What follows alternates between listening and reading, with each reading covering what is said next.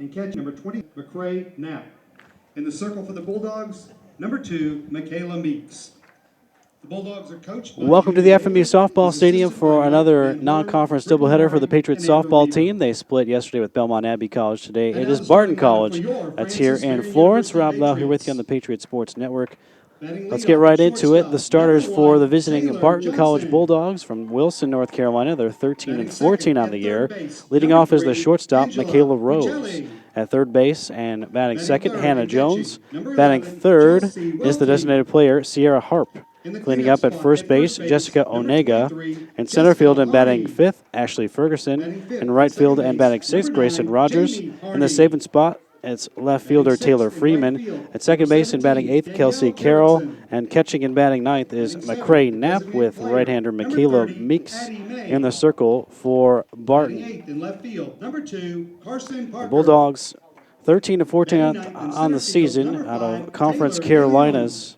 And tied for second in their conference with 3 wins in their first 4 conference games. We'll get the Patriot lineup as they take the field here in a moment, but first we're going to pause here for the national anthem. Everyone to please rise, and gentlemen, remove your caps for the playing of our national anthem.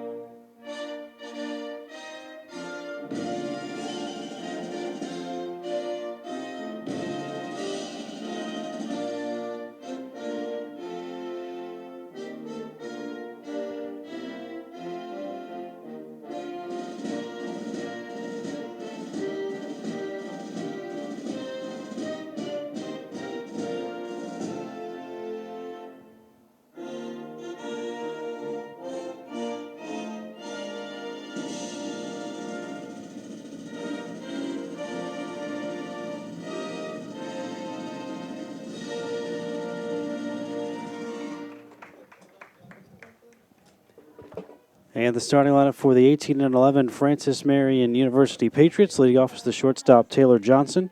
At third base and batting second, Angela Buccilli. Catching and batting third, Chelsea Welty. Cleaning up and playing first base, Jessica Harney. Batting fifth and playing second base, Jamie Harney. In right field and batting sixth, Danielle Carrickson. The designated player, Addie May, will hit seventh. In left field, batting eighth, Carson Parker. Batting ninth, the center fielder, Taylor DeLeon. And pitching for Francis Marion today is sophomore right-hander Caitlin Ellard out of Cary, North Carolina, the transfer from Division I UMass Lowell. She has been the Patriots' ace this season, third in the Peach Belt Conference with 12 wins on the season. She is 12-4 with a 2.32 earned run average. She is second in the conference with 23 appearances, including 16 starts, and is tied for the conference lead with 13 complete games. Had one yesterday for the Patriots. Leads the PBC in innings pitched with 114 and two-thirds innings. She allowed 100 hits, 49 runs, 38 of which have been earned, 29 walks, 134 strikeouts, third most in the conference, and opponents hitting .231 against Ellard. So the shortstop, Michaela Rose, will dig in to get things started for Barton. Hannah Jones and Sierra Harp to follow here in the Barton half of the first. FMU 21-6 all-time against the Bulldogs.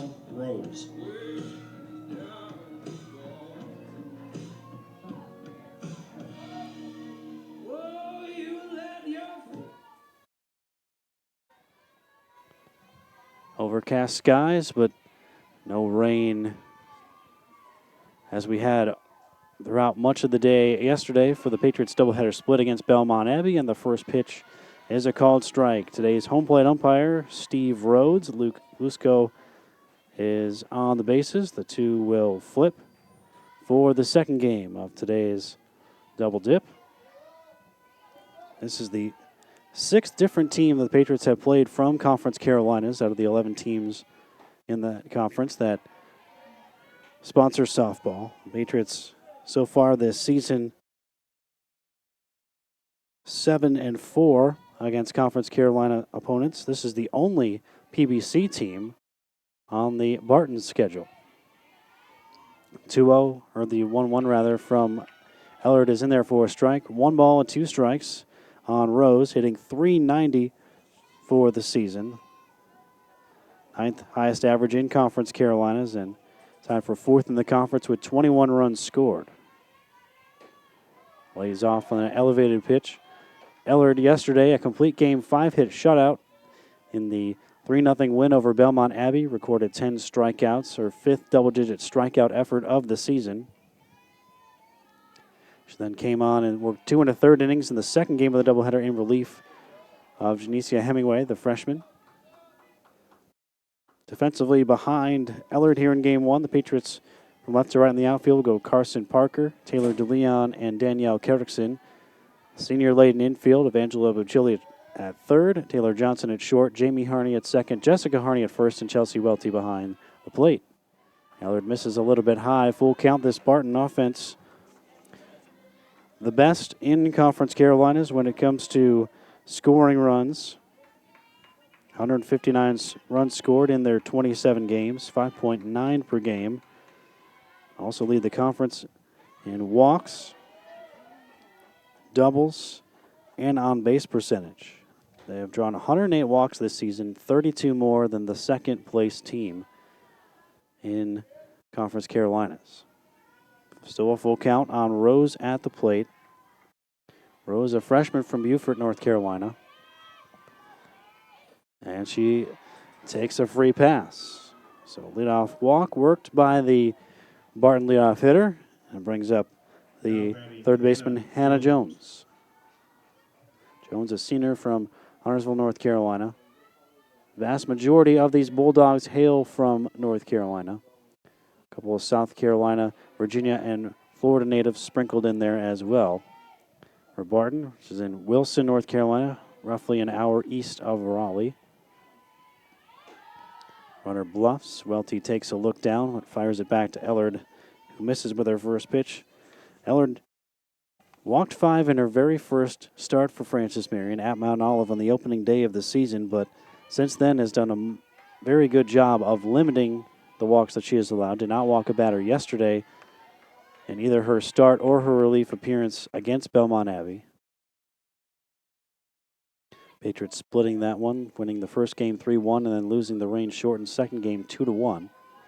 Game was called in the bottom of the 7th as the rain, which had been consistent throughout the day, just got new hard and made it untenable. Nice play there by Jessica Harney on the dive on the bunt attempt to get the first out of the game.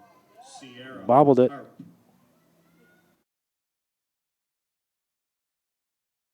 So it prevents the sacrifice. The coach here for Barton, Junior Bailey, coming over to talk with the home plate umpire, Steve Rhodes, about that to make sure that Harney, when she bobbled it and then barehanded it, did not let it touch the dirt before she had secured it. It's been confirmed. And so now the designated player, Sierra Harp, will dig in for Barton, junior out of Roanoke Rapids, North Carolina. Ellard misses a little bit inside with her first offering. In her last 3 games started,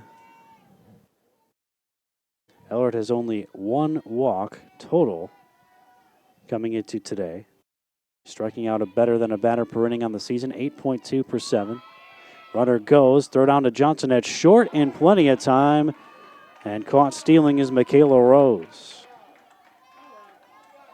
Chelsea Welty almost had a caught stealing in the ball game yesterday, the second game yesterday. But the throw, or the ball was dropped after a tag was applied, making the runner safe. But she has one here in the early going to erase the leadoff walk. And Ellard chance to face the minimum if she can get Harp, who fouls one off right at the plate.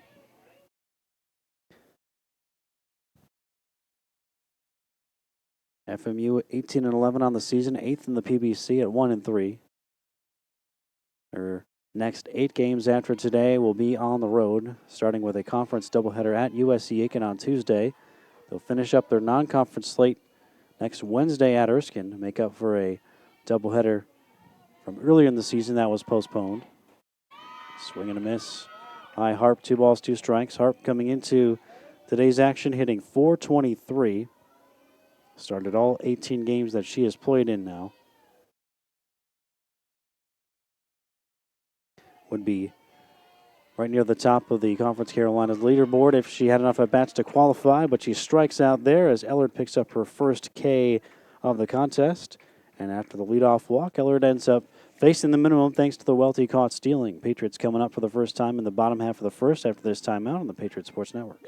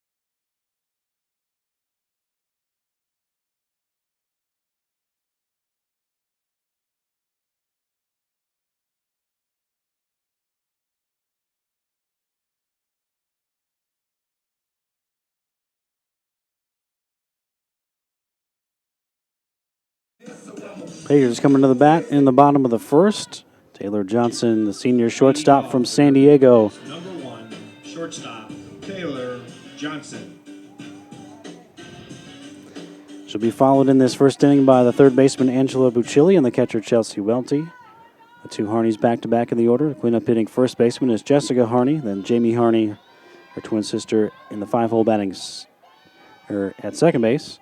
Right fielder Danielle Carrickson hits 6th as Johnson takes one in tight. Bottom third of the order, designated player Addie May, left fielder Carson Parker, and center fielder Taylor DeLeon. Johnson hitting .391, tied for the 5th best average in the Peach Belt. The start of play today, just 2 doubleheaders in the Peach Belt ranks for softball, USC-Aiken and Belmont Abbey being the other. Patriots splitting with the Crusaders yesterday. 2-0. Johnson takes a strike. Facing right-hander Michaela Meeks, a 5'7" senior out of Greenville, North Carolina, transfer from Pitt Community College. It's 3-3 on the season. 4.43 ERA. This is her 14th appearance and 9th start. She's given up 75 hits in 49 innings, 38 runs allowed, 31 of them earned, 23 walks, 26 strikeouts, opponents hitting .355. And her 3-1 to Johnson is ball 4. And the Francis Marion all-time leader in walks adds another to her total. Walked a couple times yesterday. Angela Buccilli.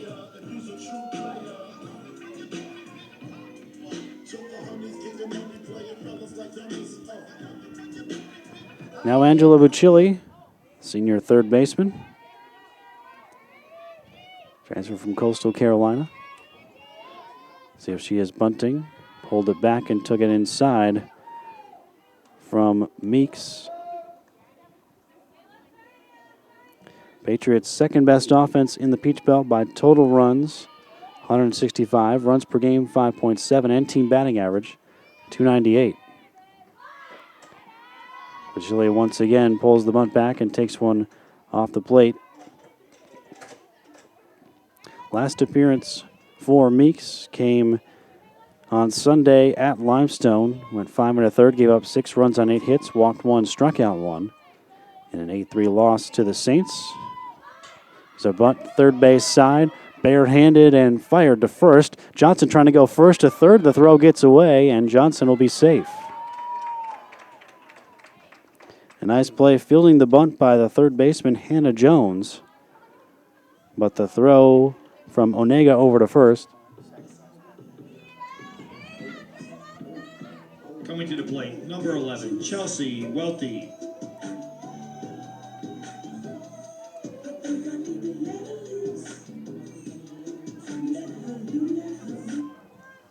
So Johnson first, third, and the Patriots have a runner at third with one out for Chelsea Welty. Drove in the game-winning run in Game 1 yesterday for Francis Marion.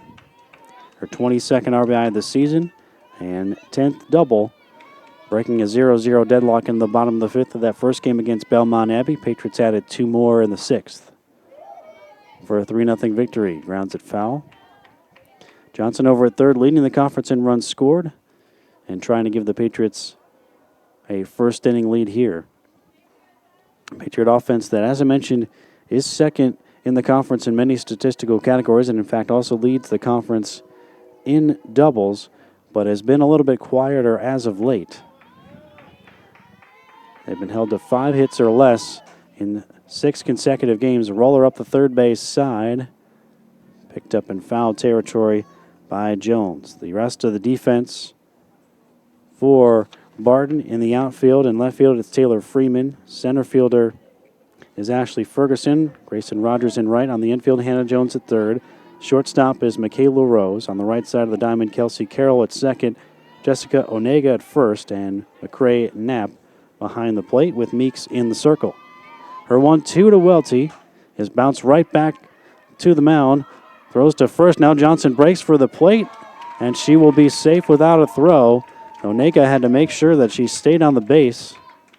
And so it'll be an RBI bounce out for Welty, and the Patriots grab a early 1-0 lead against Barton here in the bottom of the first.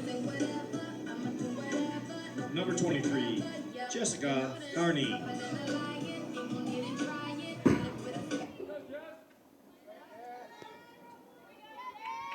So Welty with her 23rd RBI of the season, second on the Patriots, behind Jessica Harney, who now comes to the plate with the bases clean and 2 outs. Harney had some tough luck yesterday, went 0 for 6 in the twin bill against Belmont Abbey, but I had a couple of line drives that were speared by Crusader infielders to take potential hits away, and at least one of them prevented a run from scoring. Harney takes a strike. .262 average for the senior.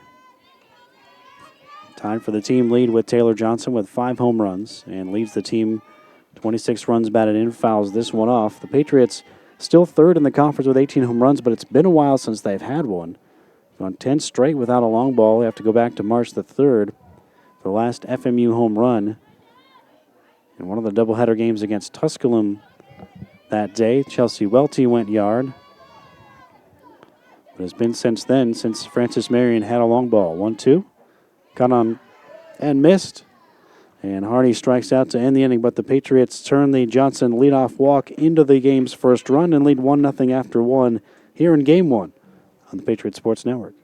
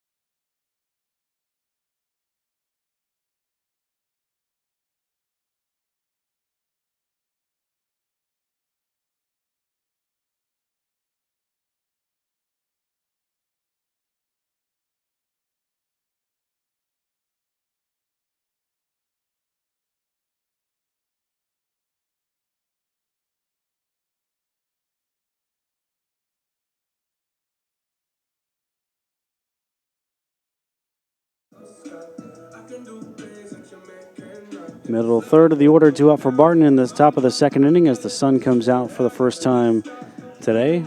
Certainly wasn't out at all yesterday. Jessica Onega.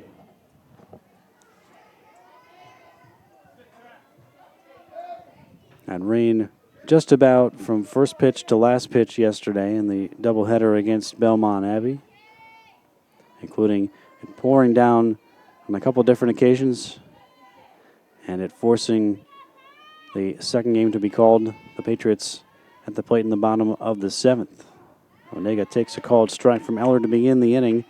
Onega, the reigning Conference Carolinas Player of the Week, had 16 hits last week for Barton, as they had a 5-1 week to get to 13-14. It's hitting .413 for the season. Fouls this one back.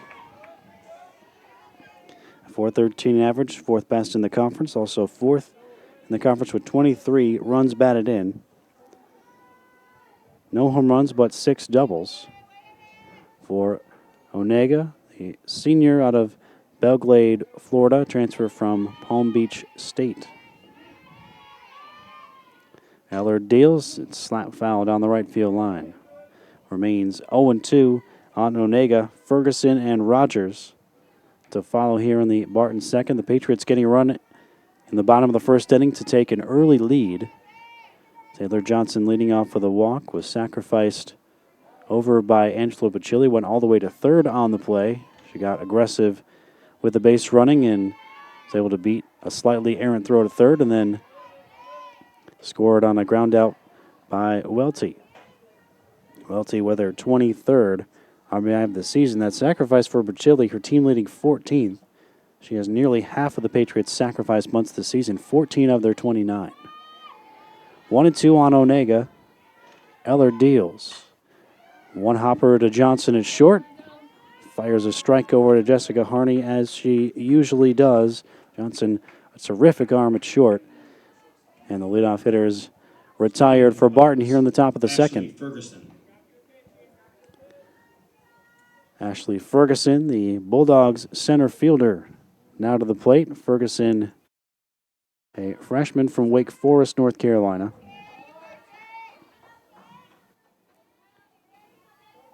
A lot of freshmen and sophomores on this Barton team. And Eller delivers a first pitch strike.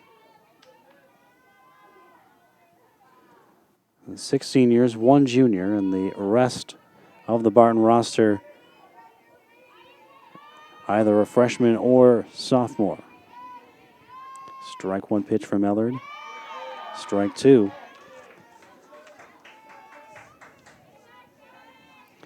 Team batting average of 300, fourth best in Conference Carolinas. Ferguson hitting .324. This is her 16th start, 24th overall appearance, and she goes down on strikes as Ellard picks up her second K of the afternoon. She's now struck out 2 of the first 5. Grayson Rogers. Grayson Rogers, the right fielder, to the plate.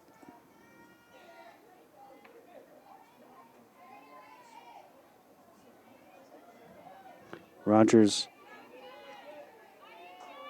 hitting .440, just her 8th start of the season. The slap hitter has been effective. Freshman from Plymouth, North Carolina, took one just a little bit off of the plate there from Ellard. Faced the minimum in the first after walking the leadoff hitter Rose as Welty caught her stealing. It's a foul tip into Welty's mitt.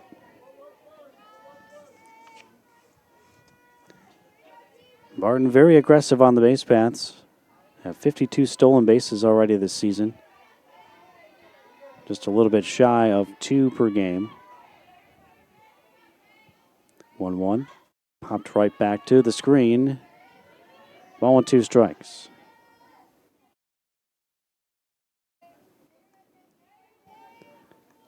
Ellard has become accustomed to pitching deep into ball games for Francis Marion, tied for the conference lead with 13 complete games. 4 starts in a row have been complete games. There's a called third on the outside corner. It's 3 up, 3 down for Ellard in the second, including her second and third strikeouts. And FMU leads 1-0 after an inning and a half on the Patriot Sports Network.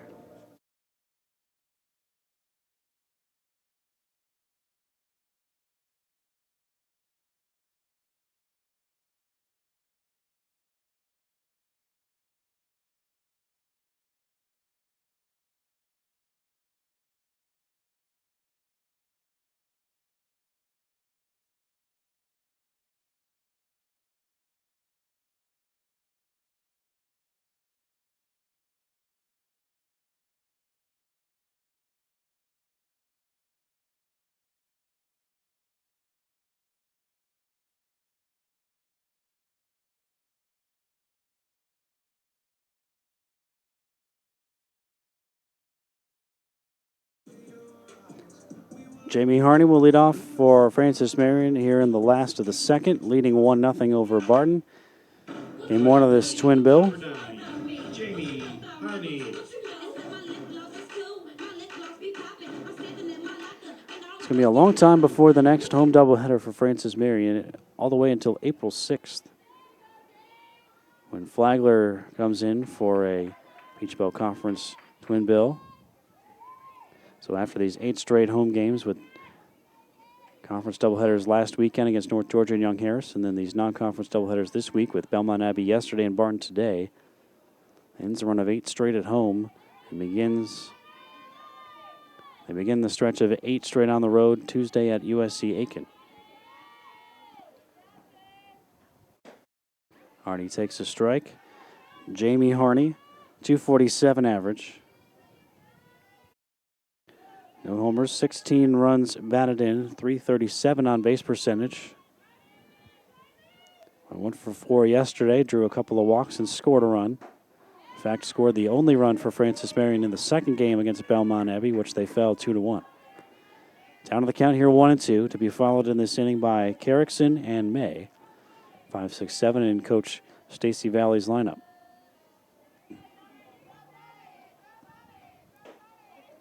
Outside on Harney, 2 balls and 2 strikes. Makes gave up a leadoff walk, allowed it to score, but did retire the next 3 in order. For Barton, Bulldogs have a terrific offense, but they have struggled in the circle at times. Slow roller to short, tough play, but a good one by the shortstop Rose, whose low throw is dug out by Onega to just get Harney by a fraction of a step or so over at first base for the first out. Carrickson.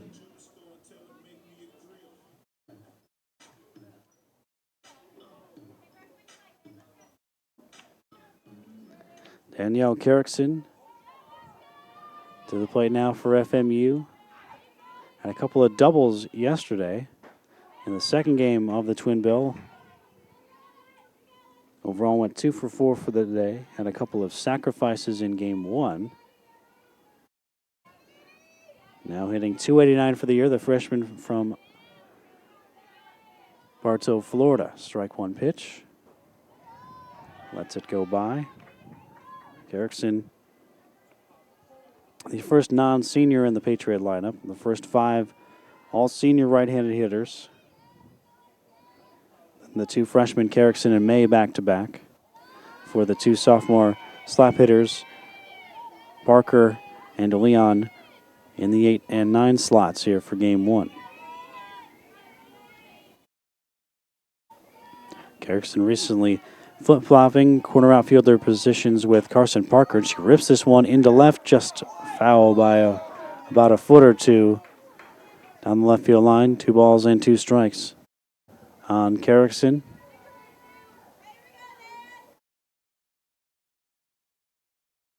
The FMU baseball team, many of them in the house today.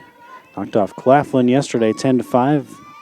Just wrapped up practice not too long ago.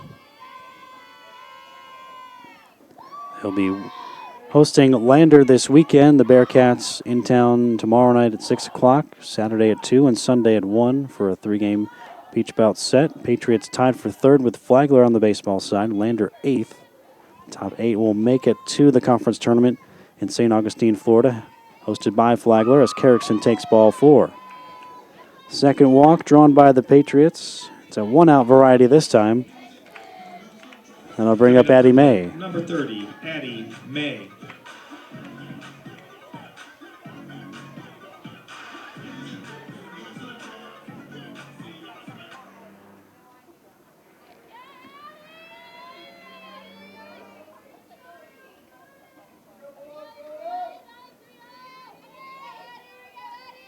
First one to May. Fouled off of the mask of the catcher Knapp for a strike. Yesterday, May, 2 for 6, had an RBI.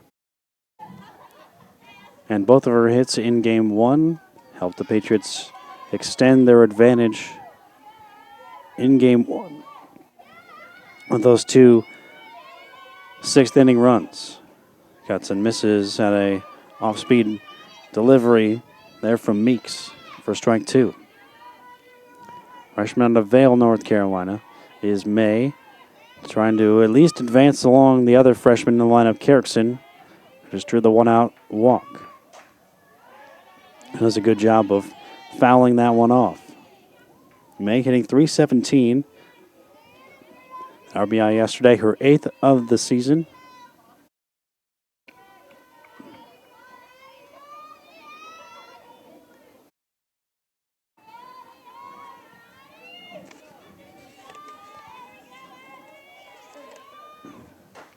May drives this one deep down the left field line, and it's going to be foul into the corner.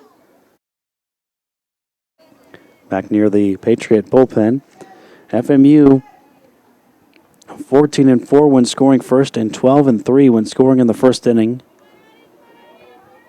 They have both scored first and did score in the first inning of this game.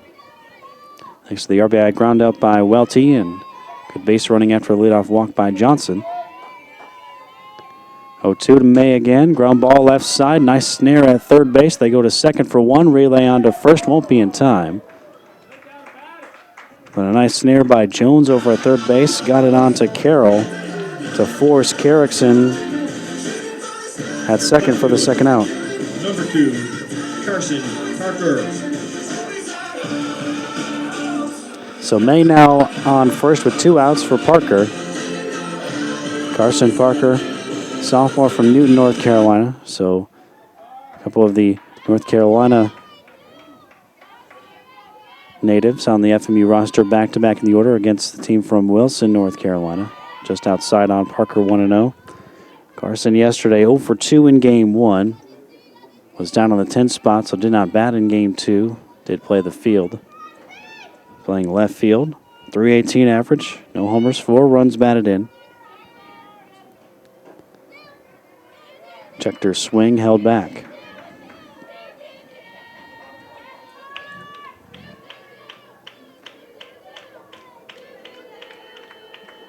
Patriots all-time 21-6 against Barton, including a couple wins up in Wilson last season over the Bulldogs. Another one upstairs. Last season won 9-0 and 12-10, a game that ended up going 10 innings. That 12-10 marathon where the Patriots got a couple of victories out of it. Looking to do so again today to get momentum for their 8-game road trip. The 3-0 Parker was taking all the way and took a called strike.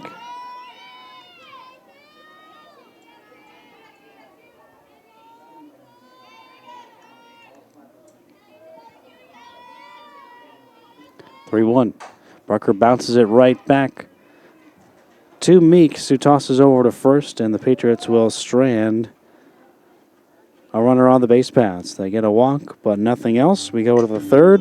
FMU 1, Barton nothing on the Patriot Sports Network.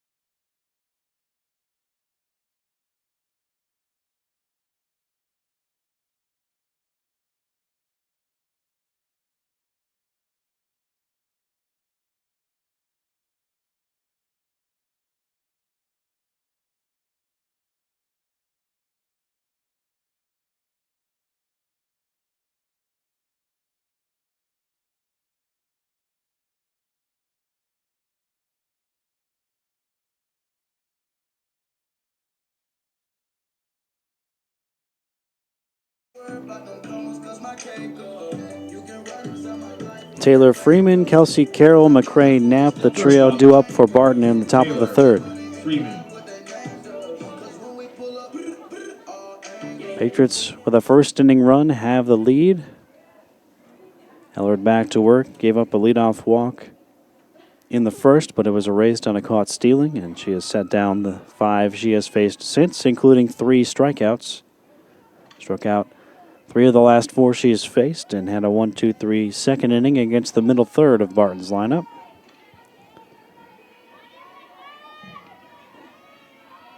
And her first offering of the third inning is popped up. Welty gives it a look, but it lands on the roof of the press box. Strike 1.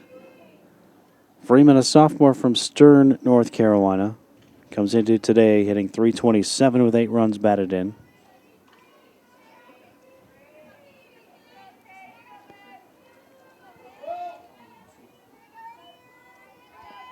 Neither team with a hit through the first 2 innings of this first game. The 3 base runners have all come via walks.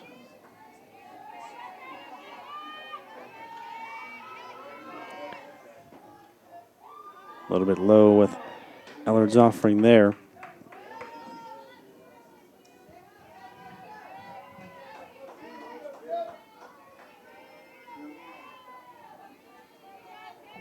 Ellard has logged 114 2/3 innings in the circle coming into play today, most in the conference, and didn't miss that by much. Falls behind Freeman 3-1. Oftentimes, she will, in addition to her starts, and she's been the Patriots' primary starter in the first game of doubleheaders, especially recently. That one's fouled off to fill the count. The Patriots will then go to the freshman Janicia Hemingway in Game 2, and then if Hemingway does not go the distance, then Ellard usually comes in relief behind Hemingway. That's how things worked out yesterday. There's a swing and a miss. Down goes Freeman.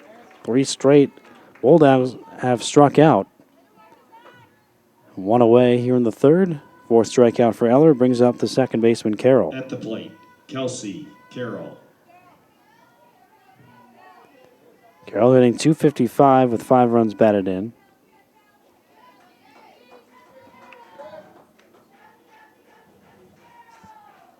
Carroll, sophomore from Lake Waccamaw, North Carolina. Swinging away on the first one, pops it up, but it's going to get back out of play. Strike 1 on Carroll. Francis Marion University would like to thank the following sponsors: Adidas, Circle Park Behavioral Health Services, Domino's, McLeod Regional Medical Center, Carolina's Hospital System, Ken Jackson and Remax Professionals, Pepsi, McDonald's, Rains Hospitality, including Fairfield Inn, Spring Hill Suites, and Courtyard by Marriott, Mike Rickenbach, Ford Lincoln Mercury, South Carolina Education Lottery, King Cadillac Buick GMC, McLeod Sports Medicine, the Counseling Center of Florence, Chick-fil-A, State Farm and Agent Jim Stewart, Quincy Steakhouse, Little Caesars, La Quinta Inn and Suites, KFC, Arby's, Julia Bell's Restaurant, PD Electric Cooperative, Sparrow and Kennedy Tractor Supply, Western Sizzlin Steakhouse, State Credit Union, and Zaxby's. 2 balls and a strike on Carroll at the plate.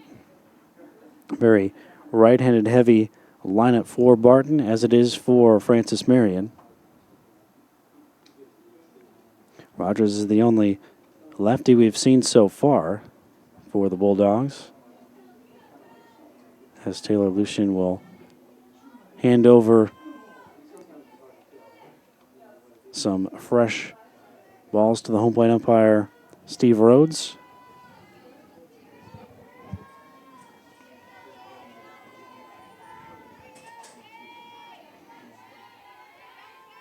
Two one from Ellard. Popped up left side. Uchilli and Johnson both over there. And Johnson settles under it to make the play for the second out. Will bring up the 9th inning catcher, McCray Knapp. Coming to the plate, McCray Knapp.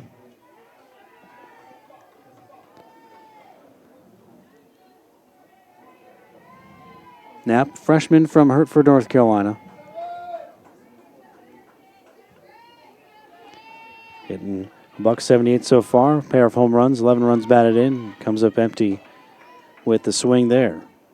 Despite only hitting 178, her on base is 345. She's drawn 11 walks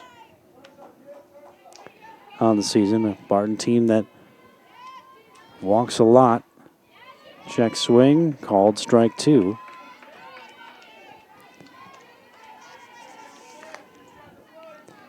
Knapp's 11 walks are tied for 8th most in Conference Carolinas. But she's down in the count here to Ellard 0-2, who is on the brink of her second consecutive 1-2-3 inning. And she gets it as she fans Knapp for the third and final out of the frame. Strikeout number 5 for Ellard, who set down 8 straight. Still Francis Marion leading Barton 1-0 after 2.5 on the Patriot Sports Network.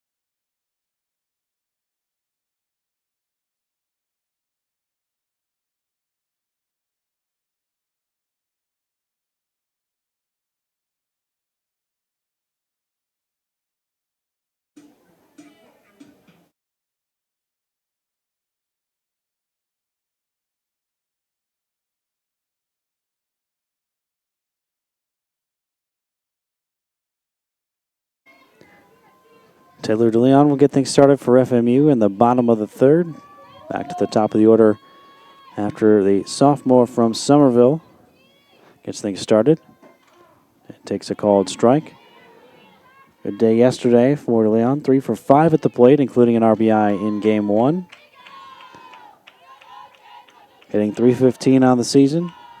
Played in every game except for one for the Patriots, entering play today.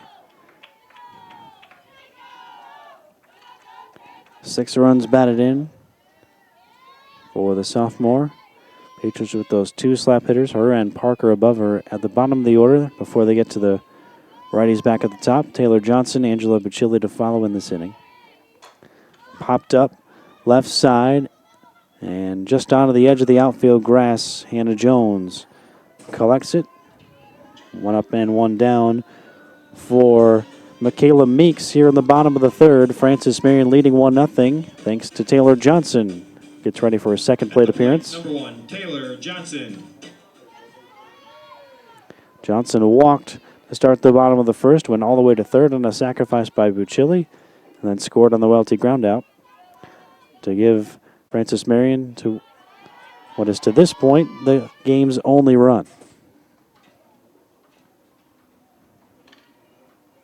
Two teams still without a hit so far combined here in the bottom of the third. Just the 3 walks.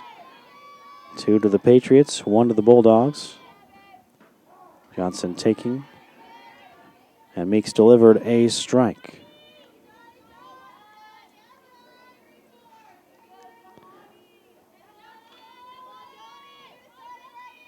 Meeks in her third season as a Bulldog.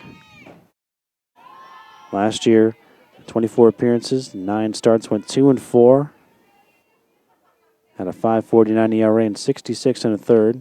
Tossed 3 complete games. Primarily a starter her first season after transferring from Pitt Community College back in 2016-17 as Johnson drives this one out into straightaway center. And this one is out of here. Taylor Johnson, her team leading 6th long ball of the season. And the first hit of the contest leaves the yard, 2-0 Patriots.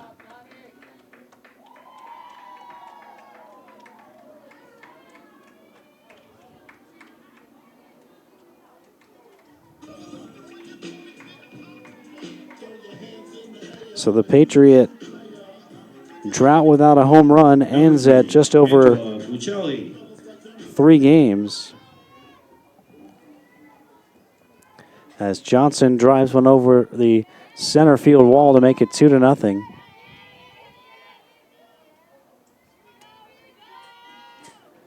First hit for either side as Bucilli takes low. So a team leading 6 homers now for Johnson. She's now driven in 18. Third most runs batted in on the team.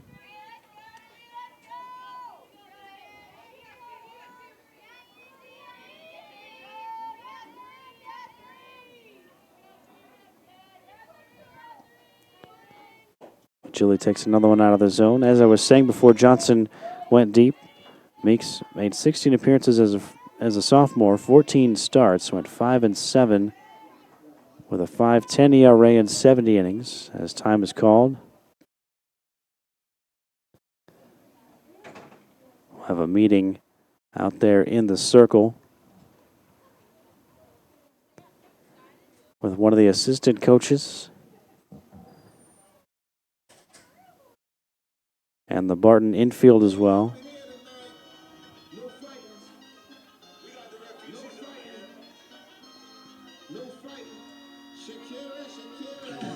It's Brittany Murray, the pitching coach, out there. Junior Bailey's staff, 3 assistants, Murray, Mike Van Horn, and Amber Weaver.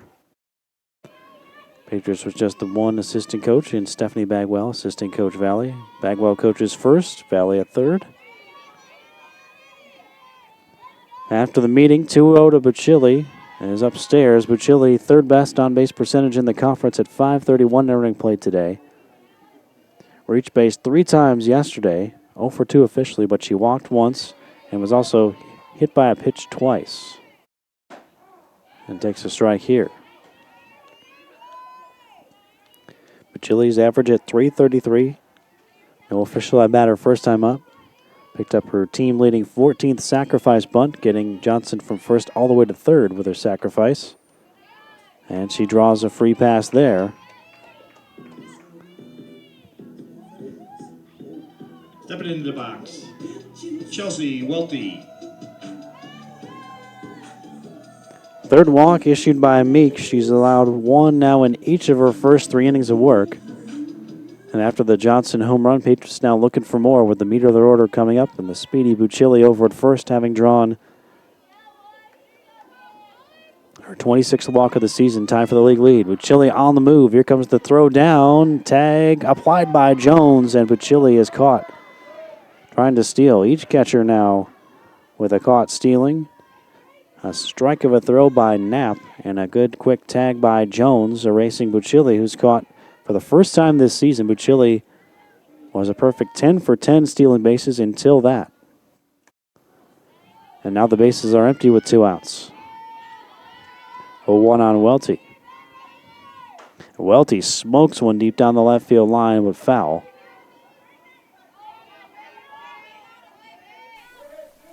Welty was looking to make it 3-0 there with that swing.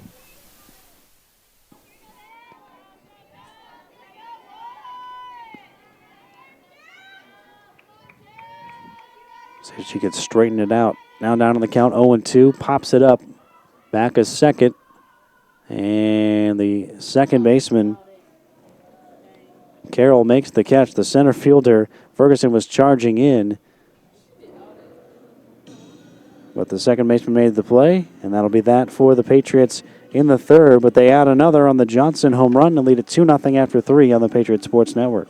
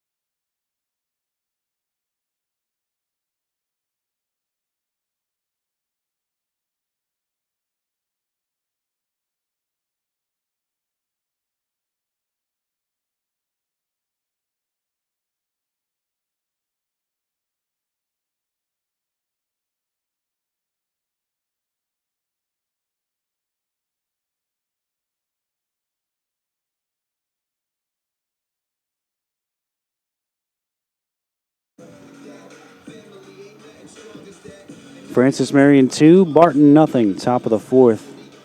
Here in game one of today's non-conference twin bill between the Patriots and Bulldogs. It'll be the top of the order to face Ellard in the top of the fourth inning for Barton. Rose, the only Bulldog to reach the first time through the order. She walked to start the game, but was then caught stealing later in the inning by Welty. So Ellard has faced the minimum through 3 and set down 8 straight, including 5 strikeouts. First to Rose, a little high.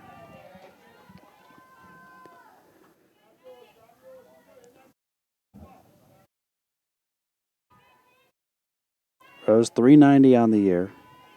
4 doubles, 1 homer, 13 runs batted in. Pops up the pitch here to the right side. Jamie Harney makes the two-handed catch. Rose is retired for the first out here in the fourth as Ellard continues to cruise along. Plate, Hannah Jones. Continuing the momentum from yesterday's effort against Belmont Abbey. Complete game shutout. Did not walk a batter, struck out 10, gave up 5 hits. Then came on in the second game in relief, worked 2 1/3 scoreless innings with 4 more strikeouts as her run of 9 in a row will be snapped there as she hits Hannah Jones with the pitch. And so Jones, the first base runner for Barton since the first. And over at first base with 1 out here in the fourth, bringing up Sierra Harp, the designated player.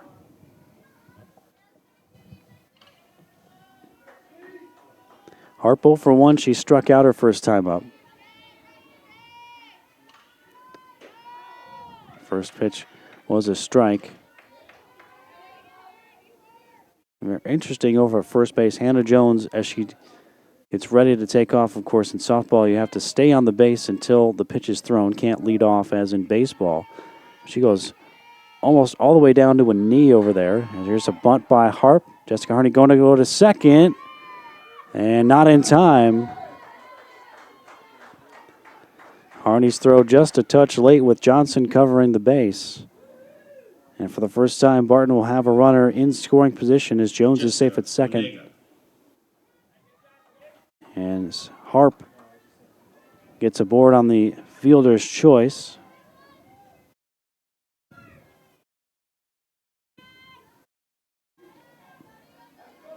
So 2 on with 1 out for Barton. They try to answer FMU's run in the bottom of the third to add to their advantage. Ellard just missed to Onega. Onega bouncing to short her first time up. 23 runs batted in. That leads the Bulldogs and is 4th best in the conference. Swing and a miss. Ellard elevated that one. Onega could not catch up, a ball and a strike. So a hit batter and a fielder's choice where no outs were made. With 1 out here in the Barton fourth. Another bunt. Welty will pick this one up foul. So the runners will retreat, and it's strike 2 on Onega.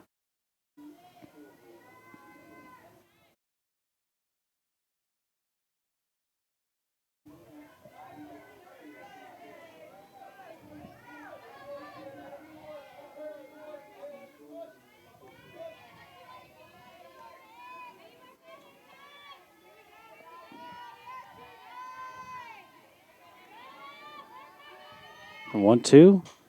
Fouled away by Onega. Second season at Barton after transferring from Palm Beach State College. Played 50 games for Barton last year, hitting .336 with 1 home run and 27 runs batted in.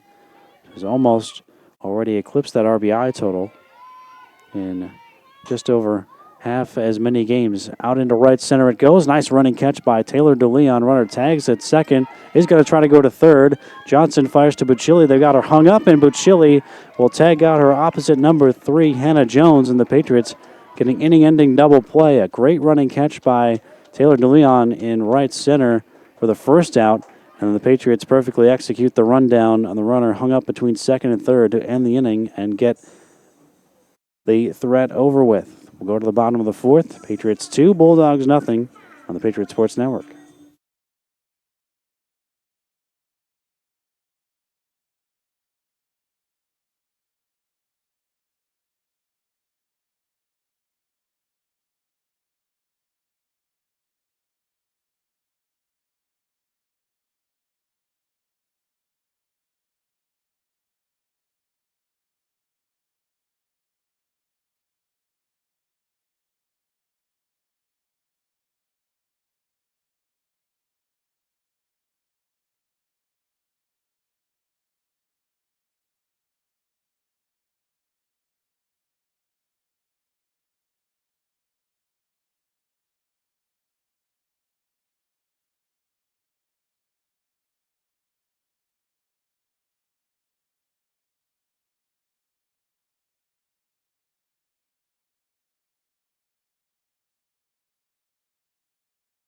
Jessica Hardy leading off for Francis Marion, bottom of the fourth.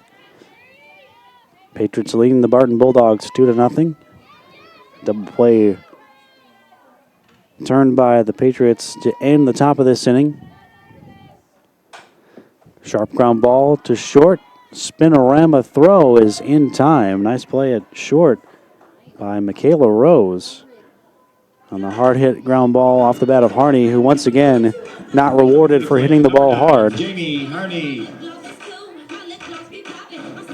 One away for Jamie Harney.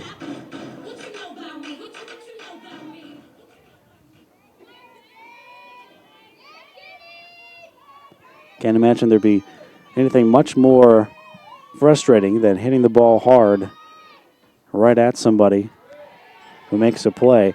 And that's what Jessica Harney has seen at least 3 times over the last couple of days. Harney's sister Jamie takes a strike. She's 0 for 1 with a bouncer to short her first time up. There's a line shot, and that one gets into left field. Scooted under the glove of Jones over at third base. So it's going well for one of the Harney twins, but not the other. 17, right fielder Daniel Carrickson.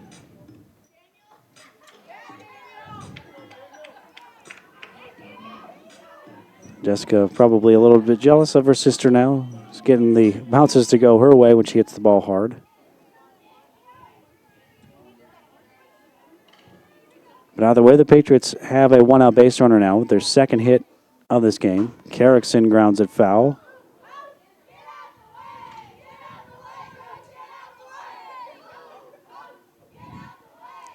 And when it looked like it went off the foot of Coach Valley, third base.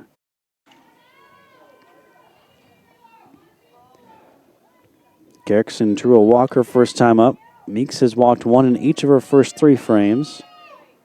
And Carrickson now drives this one out into deep left center field, and this one's off of the wall. Extra bases again for Carrickson. Harney being waved around third by Coach Valley, and she will score standing up. They throw back to second. Carrickson dives back in there safely. Third double over the last couple of days for Carrickson, and she drives in Jamie Harney to make it 3-0 FMU.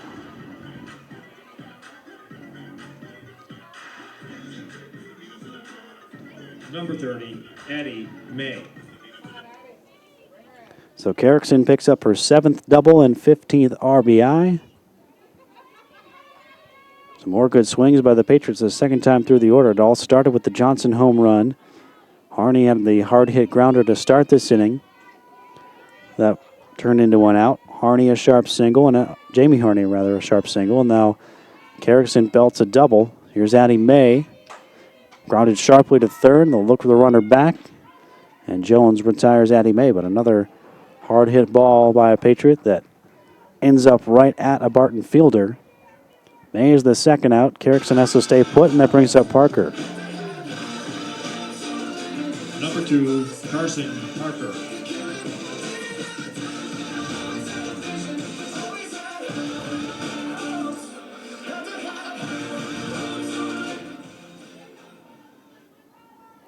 Parker's first time, she bounced back to Meeks and takes one a little bit off the plate outside. Coming into the day, Parker is hitting .318. Slaps this one out of play. 1 ball and 1 strike. Parker, with the runners in scoring position this season, 7 for 20, .350. And that's a situation she finds herself in here with 2 down. FMU leading 3-0, looking for more.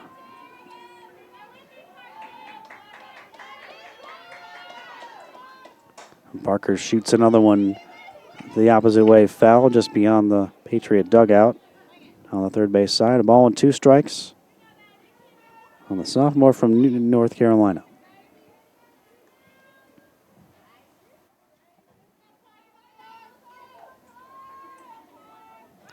Patriots have scored single runs now in the first, third, and fourth innings. Second, the only inning to this point where they came up empty. 1-2 to Parker. A little bit low.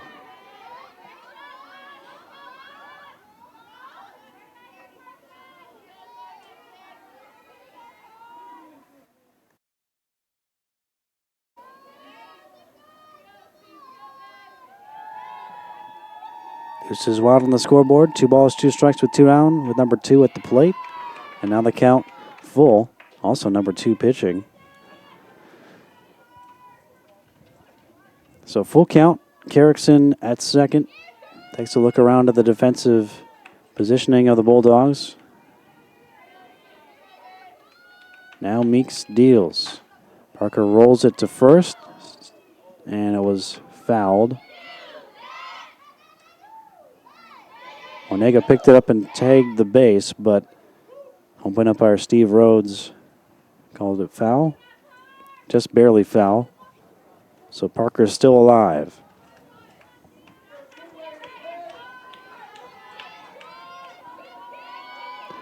Pitch on the way, another foul.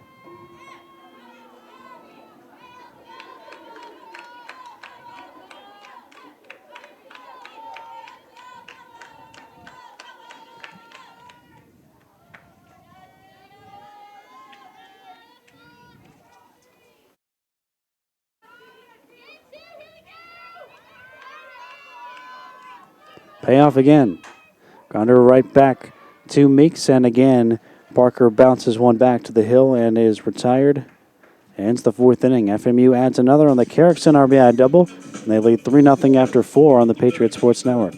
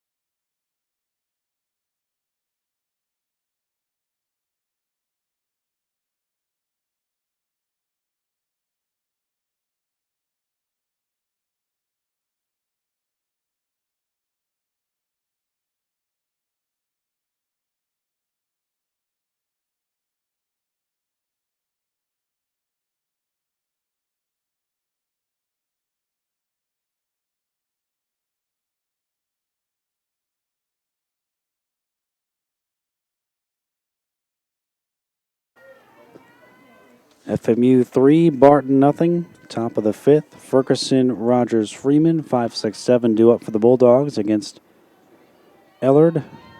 Caitlin Ellard has allowed 3 base runners so far, 1 walk, 1 hit batter, and 1 reached down to fielder's choice where an out was not recorded. This one's driven deep down the left field line, drifting into foul territory. To make the catch is Carson Parker. 1 pitch and 1 out to retire Ferguson to begin the 5th. Brings up Grayson Rogers, the right fielder, who struck out looking her first time up. 1 of 5 strikeout victims so far for Ellard through 4 and 3rd. Rogers.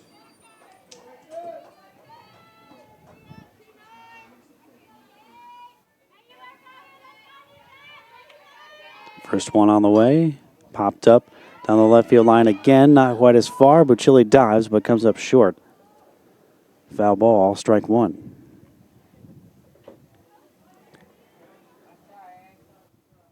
Rogers, a slap hitter, freshman from Plymouth, North Carolina.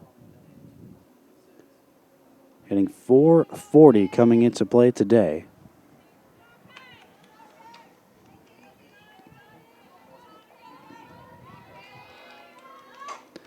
Hits this one on the ground over to Jamie Harney at second. Over to first in time.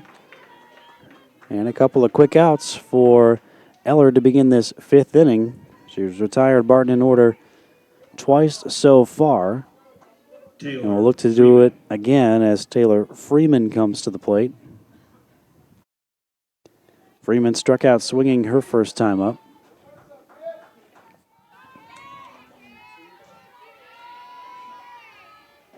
Swings and misses at the first offering from Ellard here.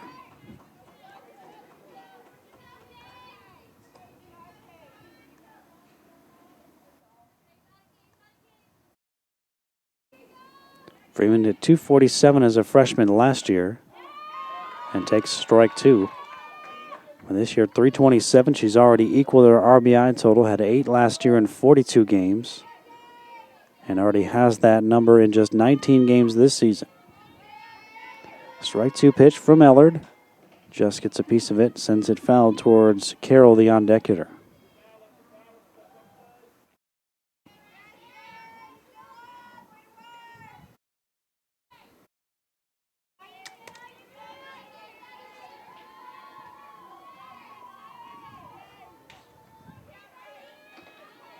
Strike 2 pitch. Outside. Game 2 will be about half an hour after the completion of this first game.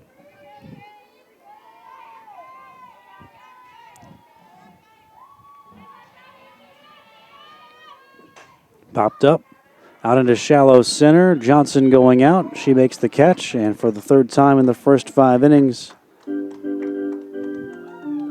Ellard has retired the side in order. Middle of the 5th, 3-0 FMU on the Patriot Sports Network.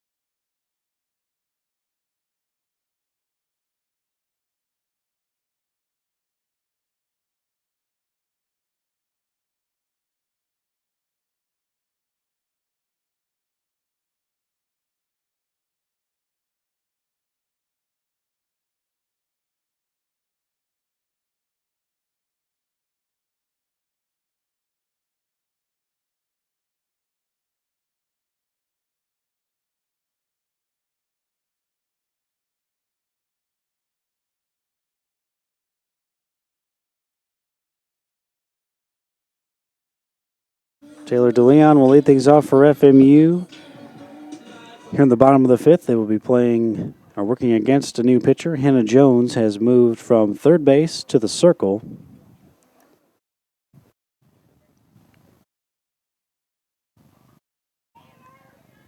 Jones, 13 appearances, 8 starts, 3-6 record, 5.14 ERA, and 46 1/3. And her first pitch of this 5th inning is popped up out of play. Strike 1 on Leon. Popped up to short her first time up. She's 0 for 1. Taylor Johnson, Angela Bucilli to follow. 9-1-2 as FMU looks to tack on to their 3-0 lead here in the bottom of the 5th. Jessica Onega has moved from first to third to take the vacated spot by Jones.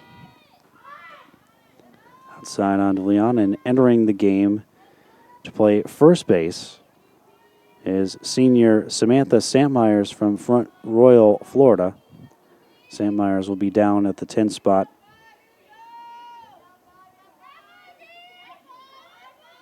For Barton, so she will not be in the batting lineup. 1-1 to DeLeon. Off speed. Drops in there. 1 ball and 2 strikes.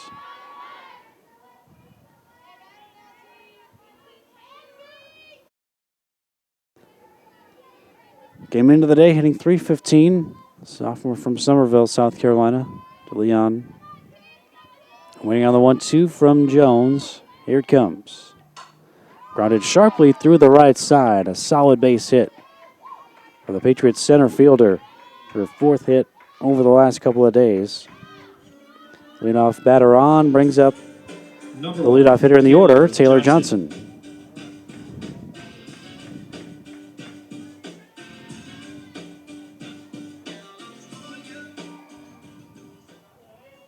Johnson homered her last time up after walking back in the opening inning. She scored 2 of the Patriots' 3 runs. Leads the PBC now with 33 runs scored on the year and tops the Patriots with 6 home runs. Johnson takes a strike.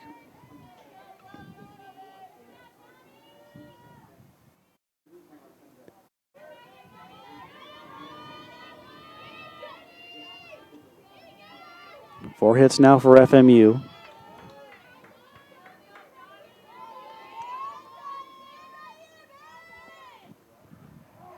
Another strike on Johnson, hits the outside corner.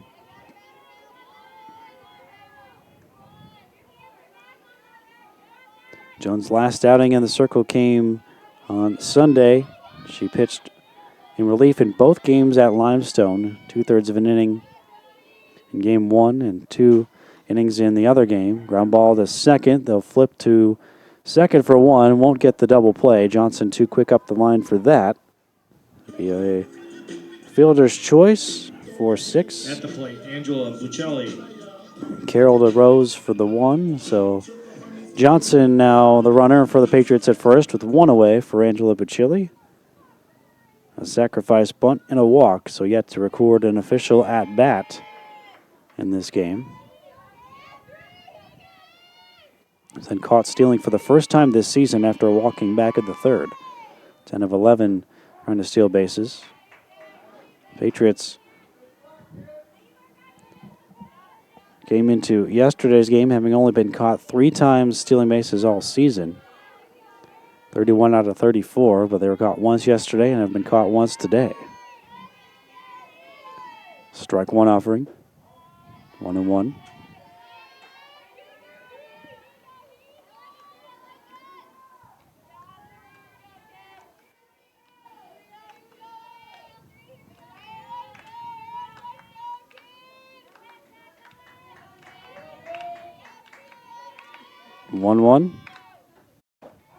Called a strike last year at Coastal Carolina.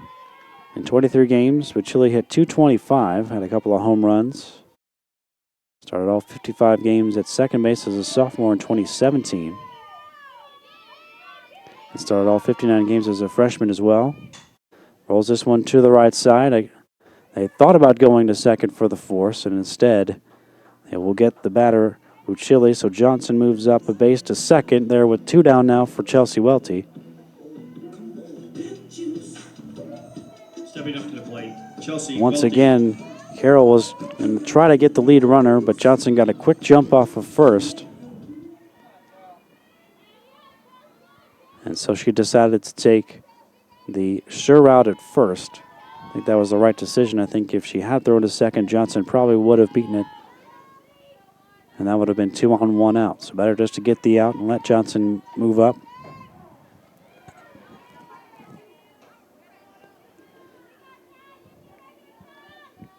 Welty, an RBI ground out back in the first inning.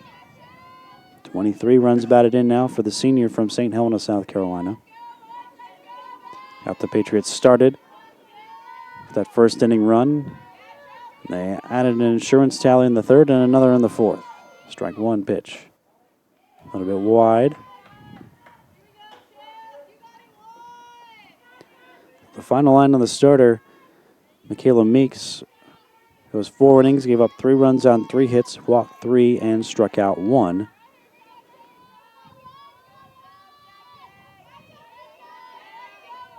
Welty shoots one foul down the left field line. If FMU does win this first game, Meeks would be saddled with the loss.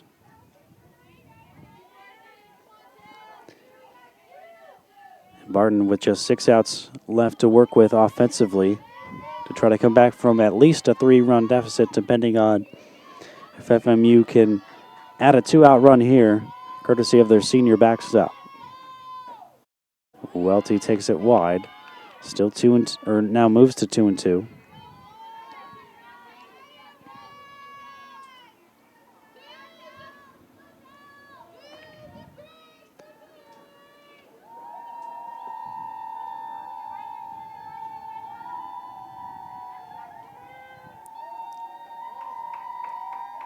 Jones deals.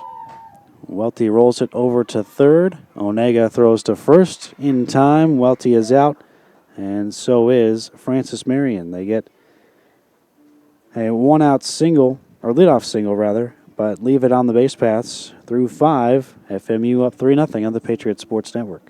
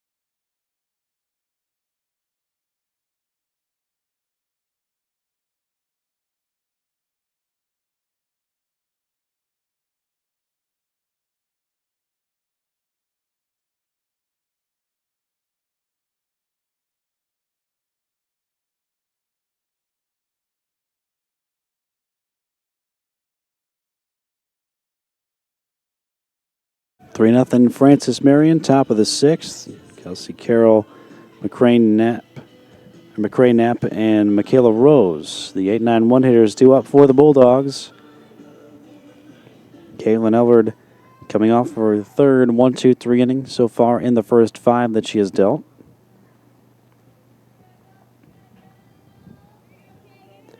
Knapp struck out swinging her first time up. One of the 5 Ks and the most recent of the 5 Ks for Ellard. Struck out 5 first time through the order. So far, the second time through the order, none. This is the last batter for Barton to face her for a second time as she misses upstairs.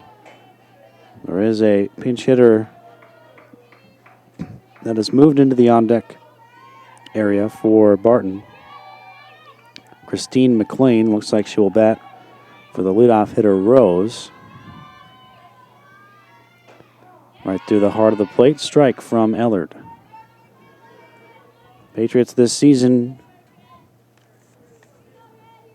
when scoring first, are 14-4, and they're 12-3 when scoring in the open inning. They did both of those in this game.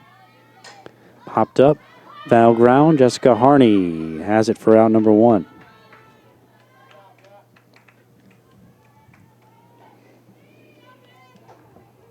So Carroll is out to begin the inning. Over to, and it'll be a pinch hitter, I should say, for Knapp, the catcher. Not the leadoff hitter, Rose. Got a batter ahead of myself there. McLean. So McLean for Knapp. To pinch hit here in the 6th. McLean, a freshman from Topsail, North Carolina. Knapp struck out her only time against Ellard. While Carroll's 0 for 2 with a couple of pop-ups now after the pop-up to start this inning. Ellard starts the AB off with a strike.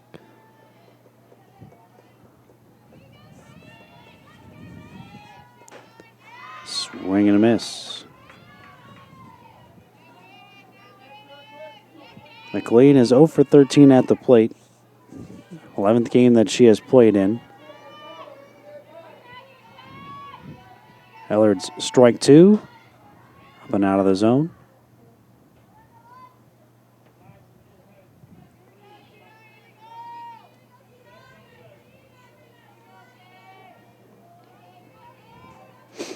Leadoff hitter Rose on deck. One of the 3 Barton Bulldogs to reach so far today. This one's fouled away.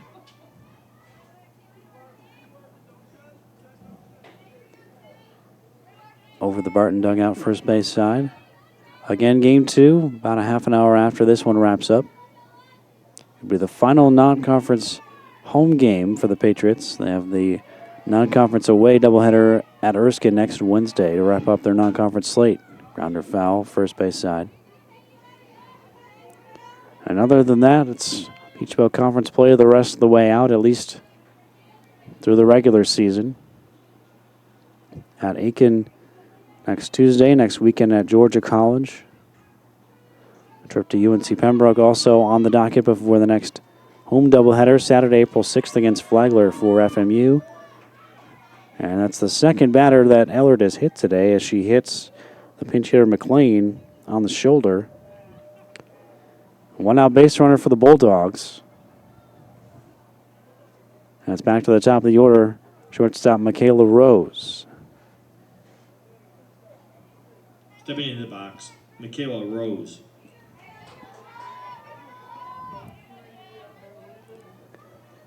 Rose walked and was caught stealing in the first and then popped up back in the 4th inning, her last trip, so she's officially 0 for 1 today. And Ellard just misses.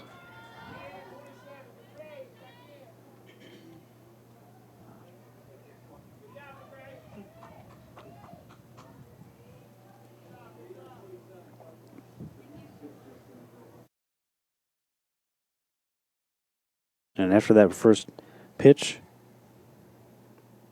the Barton head coach, Junior Bailey,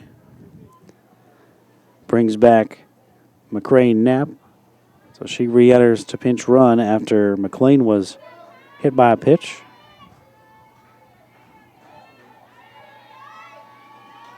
So foul back.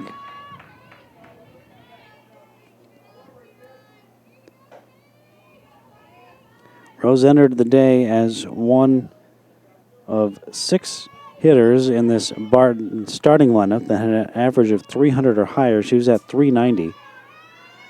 But Ellard has kept them stymied through 5 1/3. Popped up, foul ground. Carrickson able to catch it. It went in and out of her glove, and then she was able to corral it in her throwing hand. Nice running play there by Carrickson for the second out. Hannah Jones. And now Hannah Jones with 2 outs will try to keep the inning alive for Barton as they have just 4 outs left to work with Francis Marion in front by 3.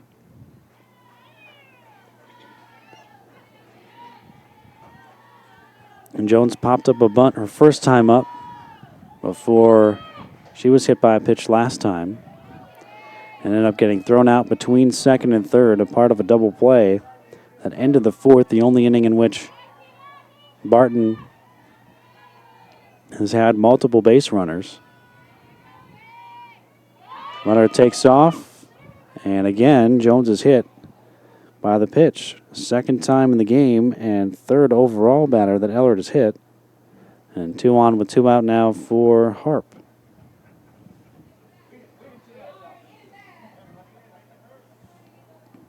So Ellard creating some trouble for herself here with the 2 hit batters. Sierra Harp.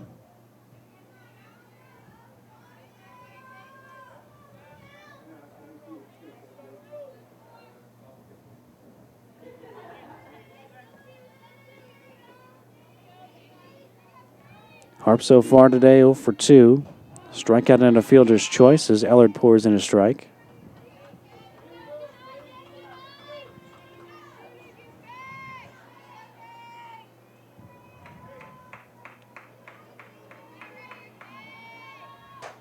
Was flown toward Carrickson on the right field line, and while she straddles the line, she makes the catch.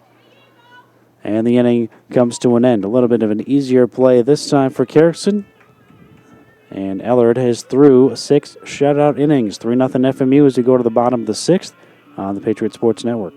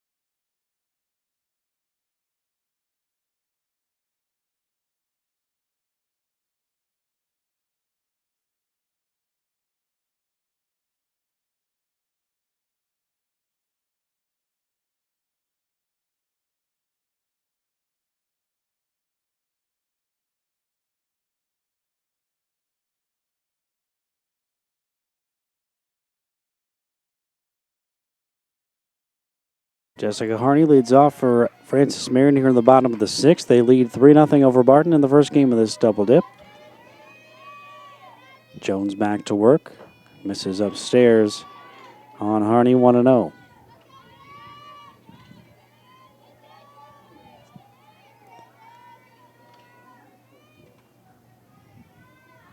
FMU looking to go to 8-4 against Conference Carolina's competition. Harney flies this one out into right. A couple steps toward right center, making the catch is Rogers. One up and one down here in the Patriots' sixth.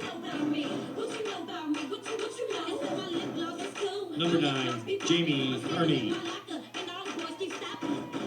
Now Jamie Harney with the bases empty and one out. Singleton scored her last time up. Taylor Johnson has scored twice and Harney once for FMU. Also a ground ball to short today for Jamie, so she's 1 for 2 in this game. Takes a strike here from Jones. Trying to keep Barton within 3 runs. Looking ahead at the top of the 7th. To be the last chance for Barton here in game 1. They'll have the middle third of their order. Onega, Ferguson, and Rogers due up against Ellard.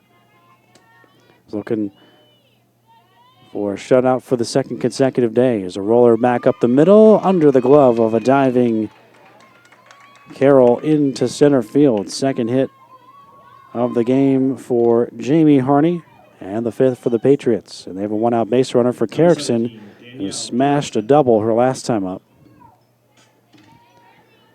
Carrickson with 3 doubles now over the last 2 days. She drove in Harney from first with her 2-bagger. Last time up, back in the bottom of the 4th. Carrickson now with 7 doubles and 15 runs batted in this, her freshman season. And Jones gets the call on the outer edge. 1 in the first, 1 in the third, 1 in the fourth for FMU. So far, 6 zeros for Barton. Thrown up by Caitlin Ellard. This one driven high in the air to left field and deep, going back toward the edge of the track and hauling it in is Freeman. Just a little bit short of her second home run of the season there for Carrickson. 2 down for May.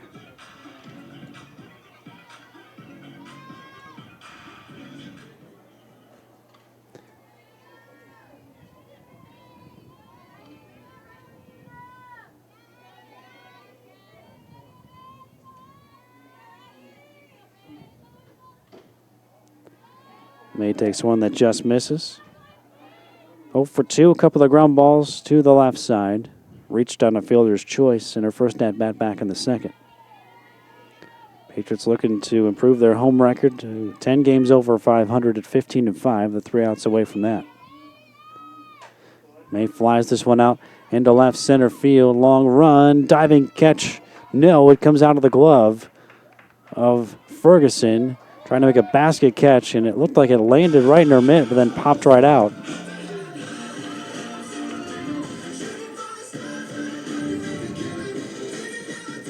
So Addie May gets a bloop single to left center.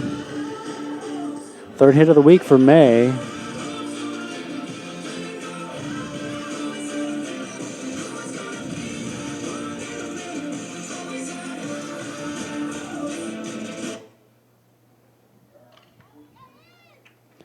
Freshman Lindsey Burdett out of Myrtle Beach, South Carolina, will come off the bench and run for May.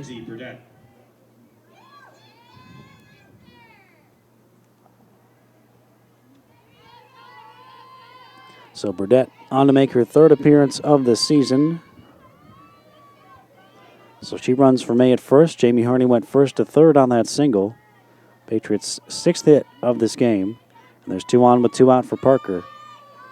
First one from Jones to Carson Parker is fouled away down the left side.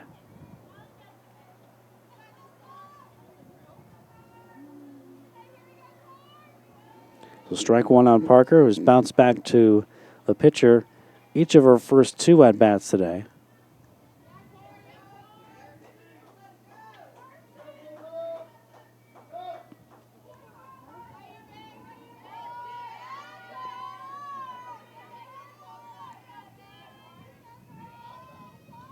Now the strike one. Another foul off the bat of Parker.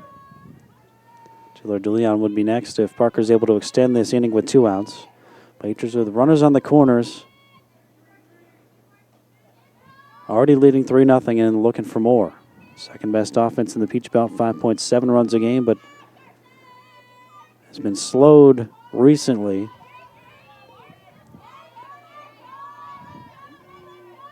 Here's the strike 2. Shot right into the glove of the first baseman, Santmeyers. And the inning comes to an end. Another hard hit ball that happens to find a Barton glove for the Patriots, and they will strand their 2 singles. To the 7th we go, 3 outs away from a Patriot victory here on the Patriot Sports Network.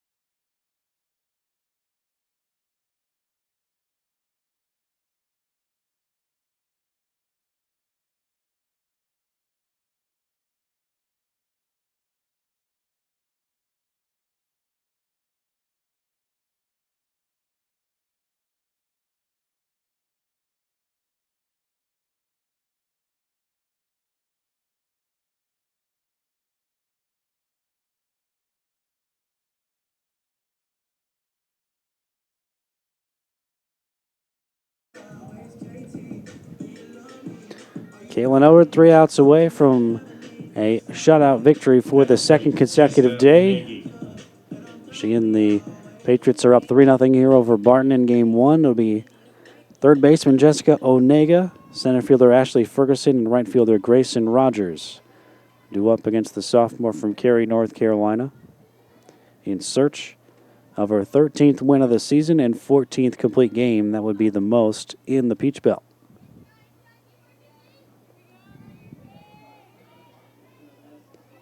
Onega, ground ball and a fly ball so far, 0 for 2, and slashes this one into shallow right, and Carrickson will have to play it on a hop. And there goes the opportunity for Ellert's 3rd no-hitter of the season. Her previous 2 no-hitters had come against Conference Carolina foes. She no-hit Converse in her home debut back on February 3rd in 6 innings, and then a 5-inning no-hitter against Emmanuel exactly 2 weeks later, in which she had a then career-high 12 strikeouts. She has since had a 13 strikeout game.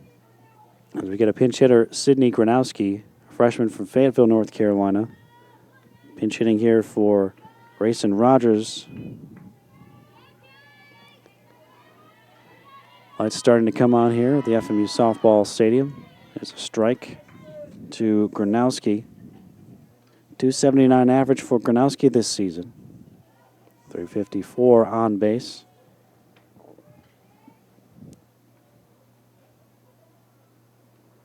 Looks like Eller got something in her eye.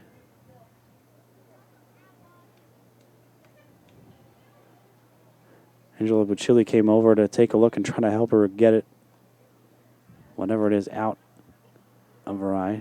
Not trying to blink it out.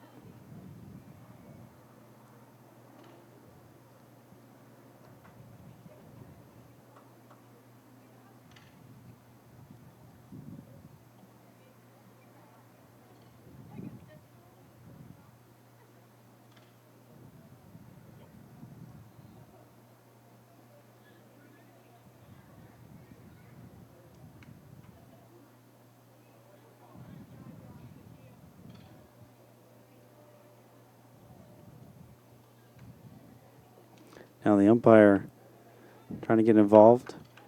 Patriots athletic trainer Zakia Overton making her way out to the pitching circle now. He's got an eye drop of some sort to try to clear the eye irritation.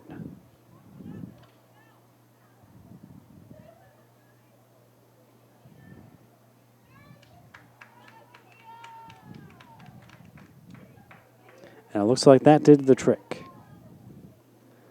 Ellard replaces the mask on her face. Still going after that right eye a little bit. But it looks like Gronowski's ready to dig back in, and Ellard is ready to climb back onto the rubber. 1 on with nobody out. Here in the Barton 7th. Patriots up 3-0. And the strike is called by home plate umpire Steve Rhodes. 0-2 on Gronowski. Pinch hitting here for Ferguson. Rogers on deck. Now the strike 2. High and outside. Welty up and out of the crouch to grab it. So Onega over at first. The first hit of the game for Barton. Patriots with 6.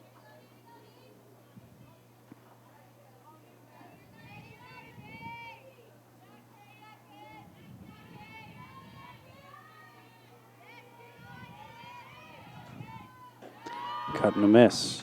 And down goes Gronowski. First strikeout in a while for Ellard. She struck out Knapp to end the 3rd. That was her 5th. And it had been until then. She didn't have any strikeouts until that one right there. Since it's strikeout number 6 Plate, Grayson Rogers. for Ellard. 1 away in the 7th. Now Rogers to the plate.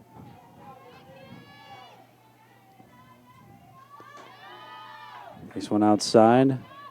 Welty again came up looking like she was going to throw. Onega, no reason to be on the move here. Down by 3. Can't afford to make it out of the base paths. Your run at this point doesn't mean anything. But she will advance here as that one ricochets off of the shin guard, it looked like.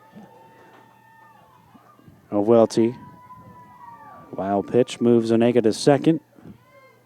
With 1 away, 1-1 the count. Just the 3rd base runner that Barton has gotten as far as second base in this game, and they have not gotten a runner to 3rd. This one's cued out up the middle. Nice play by Johnson to get there, but unable to get it to first in time as Rogers beats it out, an infield single back up the middle. So now 2 hits for Barton and runners in the corners, 1 out, and all of a sudden they bring the tying run to the plate in the form of the left fielder, Taylor Freeman. So Ellard went the first 6 innings, only having 1 inning, or make it 2 innings in which Barton had multiple base runners, did not have any hits allowed until this inning. Gave up a leadoff single this inning. And after a strikeout, an infield single.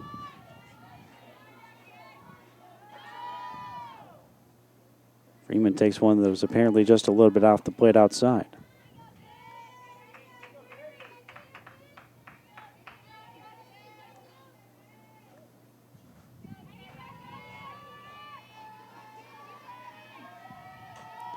Fouled back.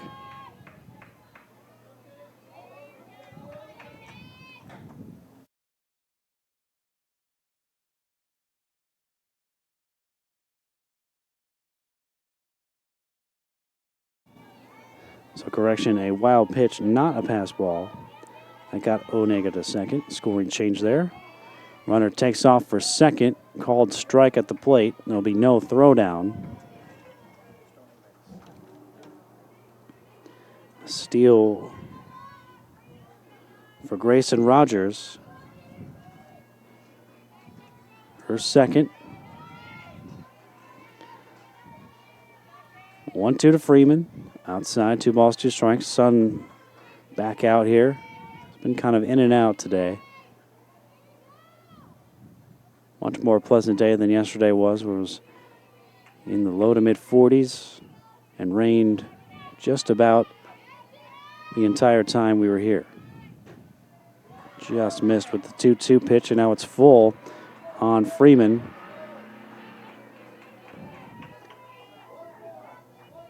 Carroll's spot is due next, but there is a pinch hitter in the on-deck area. 3-2. Popped up, foul ground, first base side, and it'll land before either the Harneys or Carrickson could get there. So it'll still be a 3-2 count on Freeman. Sophomore from Stern, North Carolina, trying to get Barton on the board. They have second and third with one out. First two hits of this game in this seventh inning. And Freeman representing the tying run at the plate. He's worked the count full and fouled off a couple of good two-strike pitches. And will do so again, following this one straight back over the screen.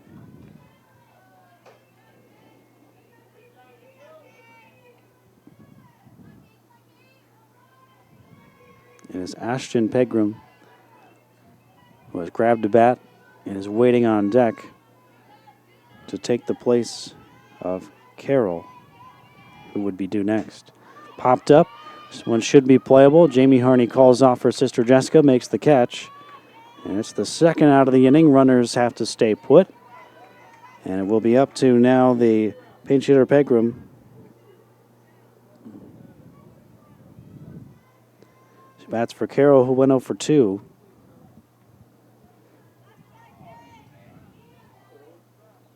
Pegram, a 5'4" sophomore out of Greensboro, North Carolina. Hitting .250 on the season is the last chance for Barton here in game one.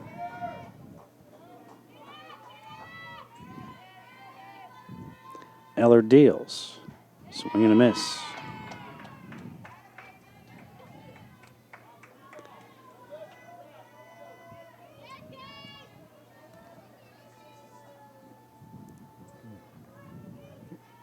Pegram at the plate.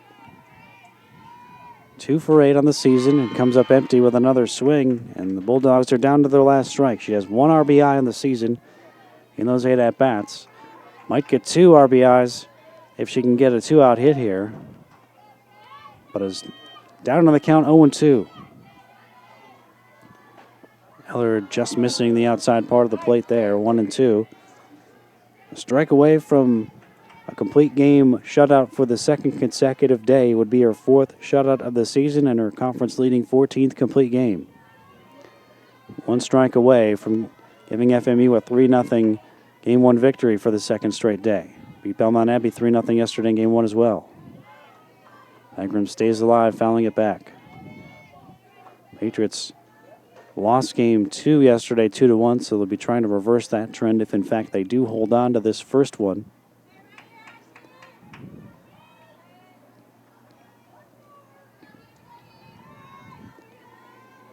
Onega at third, Rogers at second.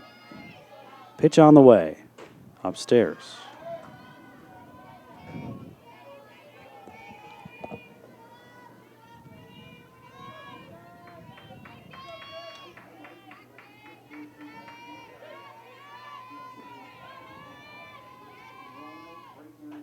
Called, strike 3, game over. Down looking goes Pegram. It's strikeout number 7 for Ellard, and she puts the finishing touches on another complete game shutout. This time a 2-hitter for the sophomore from Cary, North Carolina. So she improves to 13-4. 4th shutout of the season. 7 scoreless frames, allowed 2 hits, did not walk a batter, struck out 7. Losing pitcher, Michaela Meeks. 4 innings, 3 runs, 3 hits, 3 walks, and a strikeout. Patriots with 3 runs on 6 hits, no errors. Barton, no runs on 2 hits. They also did not make an error. FMU now 19-11, while Barton is 13-15 on the season. Time of this one, 1 hour and 43 minutes here in Florence. The Patriots scoring recap, they got a run in the first inning. Taylor Johnson led off with a walk, was sacrificed over to third by Bucilli, and then scored on the grounder back to the pitcher by Welty. Taylor Johnson then made it 2-0 with a solo homer to center in the third. In the fourth, back-to-back 1-out hits got the Patriots their 3rd and final run of the game. Jamie Harney singled sharply to the left side, and then Danielle Carrickson drilled a double to left center to bring Harney in, and that was all FMU needed as they take home a 3-0 win to start the day to improve to 19-11 on the season. Game 2 about 30 minutes away. Stick around for that here on the Patriot Sports Network.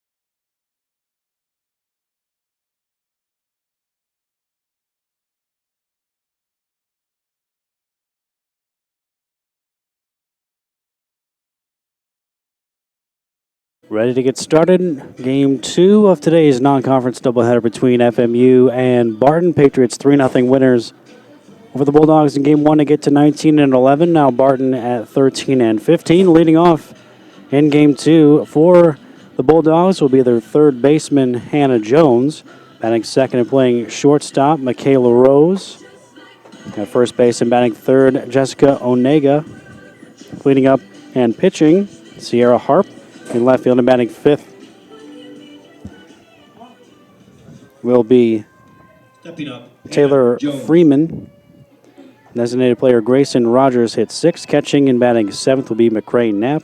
Center field and batting eighth, Ashley Ferguson, as Hemingway's first pitch is in there for a called strike as we're underway here in Game 2. Batting ninth will be the second baseman, Kelsey Carroll, and right field in the 10th spot. Not in the starting batting lineup, Michaela Meeks, who started in the circle for Barton in Game 1 and took the loss. Hemingway in the circle for Francis Marion, the freshman out of Conway, South Carolina, 5-4 record on the season, a 4.39 ERA. This is her 15th appearance and 13th start. She has 5 complete games, has allowed 89 hits and 50 runs, 40 which have been earned over 65 and a third innings. There's a strike. 36 walks, 31 strikeouts, opponents hitting .313. Against Hemingway. Hemingway gave up hits to 3 of the first 4 batters in yesterday's game against Belmont Abbey as he started the second game. There's a slow roll up third base side. Going to be a tough play for Bucilli, and she'll just hang on to it. And it'll be an infield single for Jones to get things started for Barton here in Game 2. They needed until the 7th inning to get their 2 hits of Game 1. But they get their first hit out of the way right away here in Game 2. But Hemingway bounced back very well from that shaky start yesterday. Retired the next 9 that she faced against the Crusaders. As Rose takes a called strike. Hemingway retired 13 of the next 15 she faced, and in fact, the only 2 runners that reached in that span of 15 were both on fielding errors that were made behind her.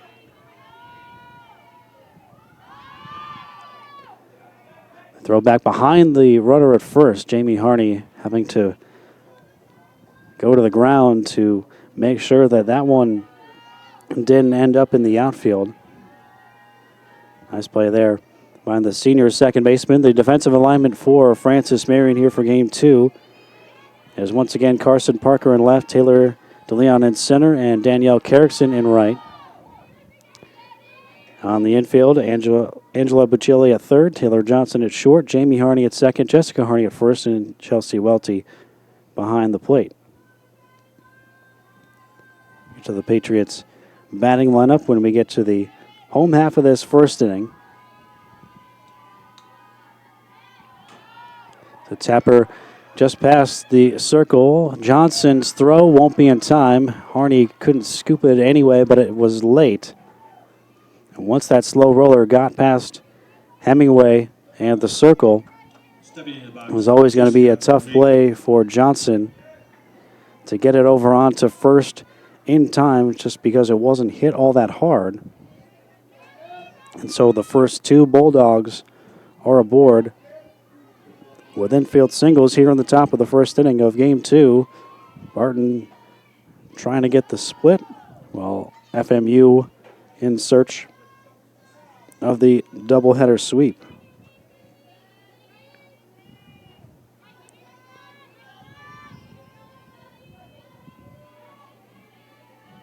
Hemingway deals, misses in tight to Onega, the reigning Conference Carolinas Player of the Week. First baseman for Barton. End of the day, hitting .413.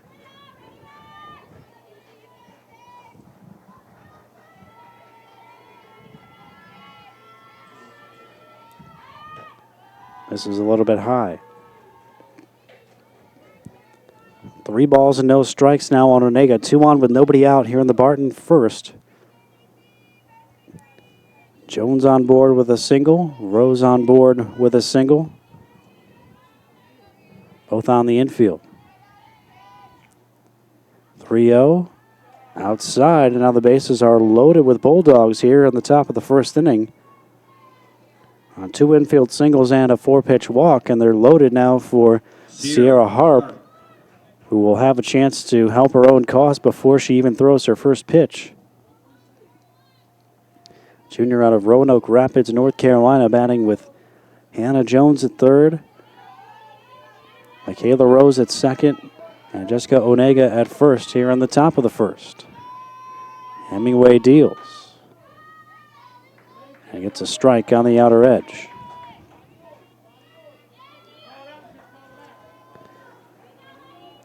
In their last 2 home doubleheaders, the Patriots have taken game 1 but lost the second game. That one's outside. On Sunday, they beat Young Harris 2-1 in game 1, but then fell to the Mountain Lions 2-1 in the second game. Yesterday, 3-0 winners over Belmont Abbey in game 1, and then they fell 2-1 in the second game. Here today, 3-0 winners in game 1, as Harp Fowl tips it right at the plate. And remain to be seen how things unfold here in game 2, but not off to a particularly good start with the bases loaded and no outs.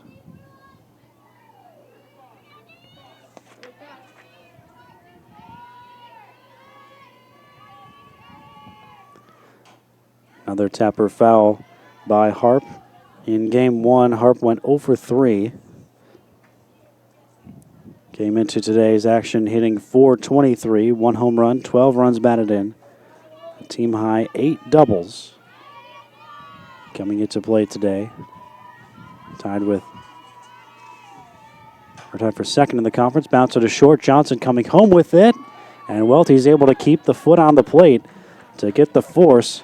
A good strong throw by Taylor Johnson, to no one's surprise. And the Patriots able to get the lead runner.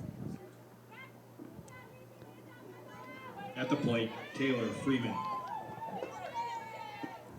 So the bases remain loaded, now 1 out in the inning, and Freeman to the plate. Hemingway, yesterday, once she got in a groove, induced a lot of ground balls, and that's what she's done even so far today. The 2 singles that she allowed in this inning were ground ball singles that just weren't hit particularly hard, and it was a situation both times where the fielder that got to it, Bucilli on the first instance and Johnson the second instance, didn't have enough time to get the runner. 1-0 to Freeman. There's a strike. Hemingway also struck out a career-high 5 yesterday. Went 4 innings in that second game loss to Belmont Abbey. 4 2/3, I should say. 5 hits, 2 runs allowed. No runs allowed after the first 4 batters of the game. 1-1. A little bit outside of a ball and 2 strikes. It is Rose at third, Onega at second, Harp at first. Chelsea Welty out from behind the plate to have a talk with Hemingway in between pitches here.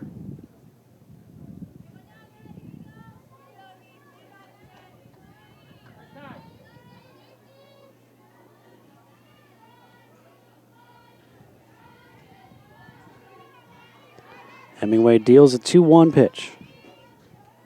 Just missed. Count now goes to 3-1, but nowhere to put Freeman.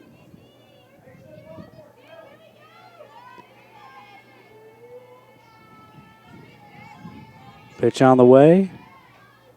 And a little bit off the plate outside, ball 4. So Hemingway will walk in a run as Rose comes in to score. And Freeman will pick up an RBI on the bases loaded walk to give Barton their first run of the day at a 1-0 lead here in game 2. 9th RBI for Ferguson this season as Grayson Rogers steps to the plate.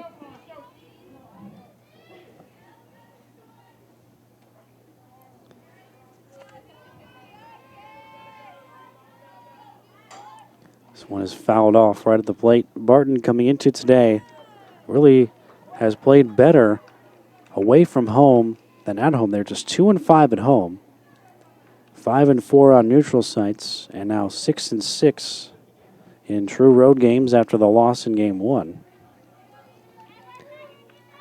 So they're a game above 500 away from home, but 3 games under at home. Foul tip for strike 2.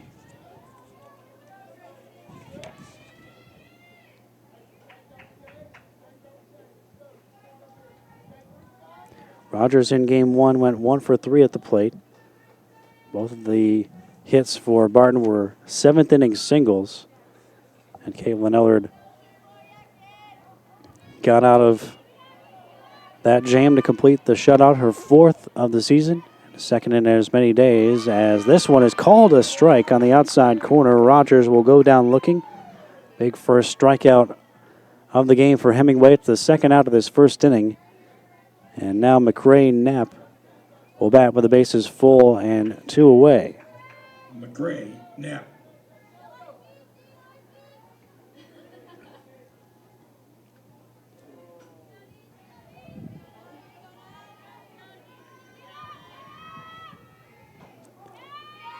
Hemingway starts Knapp off with a first pitch strike.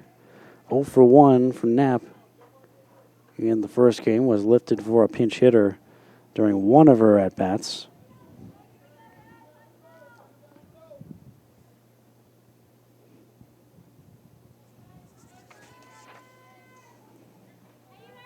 Two singles and a walk loaded him up. Patriots got a fielder's choice, forcing a runner at home, but then a bases-loaded walk allowed Barton to get the first run of this game. The Patriots, when their opponents score first, are just 4-7. See if they can keep Barton to just one run here and go on to come back and win this one to get the sweep in what is their final home game until April 6th, when Flagler comes in for a Peach Belt Conference doubleheader. 1-2 the count on Knapp, the freshman catcher from Hertford, North Carolina. Freshman on freshman action. Here comes Hemingway's pitch. Ground ball right back up the middle. That one's going to get into center field for a base hit. One run is in. Harp is held at third. And the single right back up the middle by Knapp doubles the Barton lead. It's 2-0.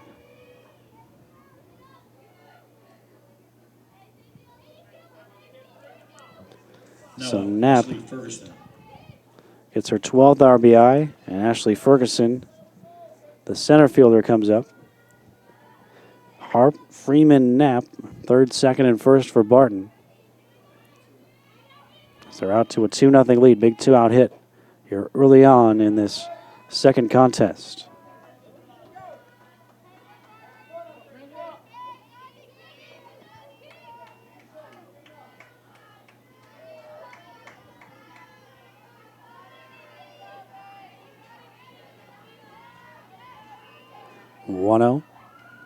Ground ball right back to Hemingway. She knocks it down, throws to Jessica Harney at first, and the inning is over, but not before the Bulldogs strike for a couple of runs, and they have 2. Patriots coming up for the first time next on the Patriot Sports Network.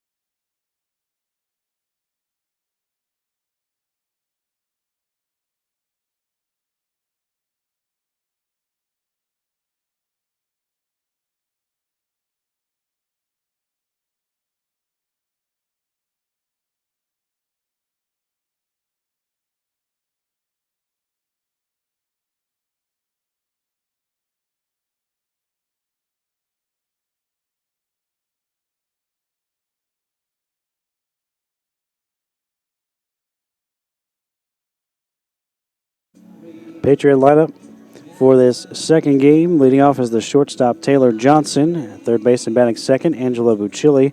Batting third and catching, Chelsea Welty. Cleaning up will be the first baseman, Jessica Harney. Jamie Harney, the second baseman, bats fifth. In right field and batting sixth, Danielle Carrickson. Pitching and swinging seventh, Janicia Hemingway. Designated player Taylor Lucian hits 8th. Batting 9th is the center fielder Taylor DeLeon, and down in the 10 spot, the left fielder Carson Parker. So Parker not in the batting order, but is the left fielder. Leading off for the Patriots. For FMU. Number 1, Taylor Johnson. Taylor Johnson will lead things off. Johnson scored 2 of the Patriots' 3 runs in Game 1. Led off the bottom of the first of Game 1 by walking and eventually coming around to score. She also homered for the 6th time this season. That is the most on the Patriots. And she takes the first pitch strike from junior right-hander Sierra Harp. Harp in the circle for Barton here in Game 2. 3.15 ERA, 4-1 record, 8 appearances, 5 starts as Taylor Johnson smacks that one out into center field. A solid single to get things started for FMU here in the bottom of the first. At the plate, Angela Buccelli. 3 complete games for Harp. She's worked a total of 40 innings. 48 hits allowed, 29 runs, 18 earned, 20 strikeouts to 17 walks. Opponents hitting .294 against Harp. And she misses up and away to FMU's third baseman, Angela Buccelli.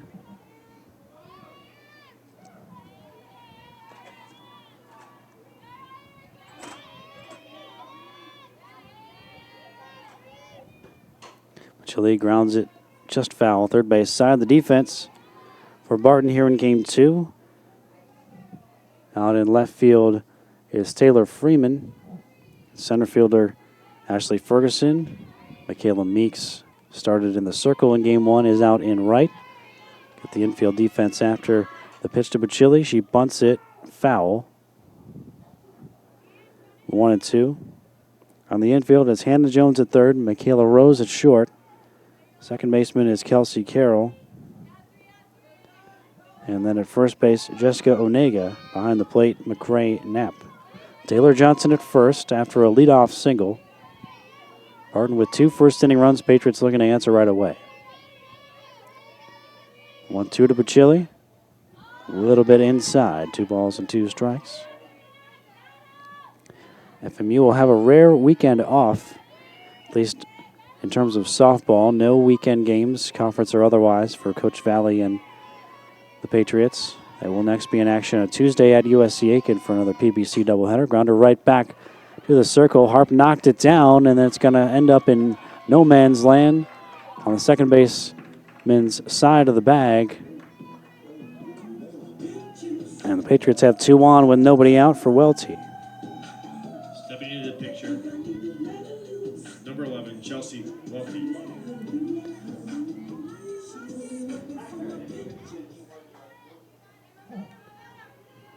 Error charge to the pitcher Harp there to allow Buccelli to reach and Johnson to get to second.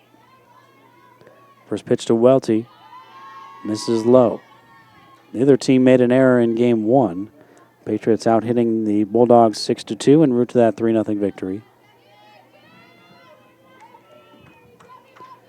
Welty hitting .304. Picked up her 23rd RBI of the season in that first game with a grounder back to the pitcher.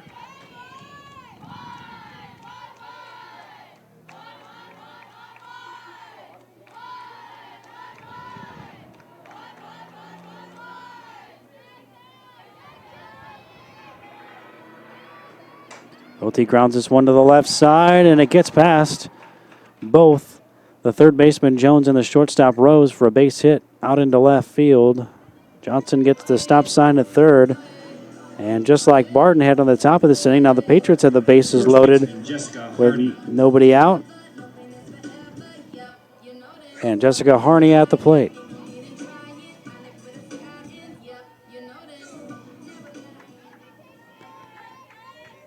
Harney 0 for 3 in Game 1.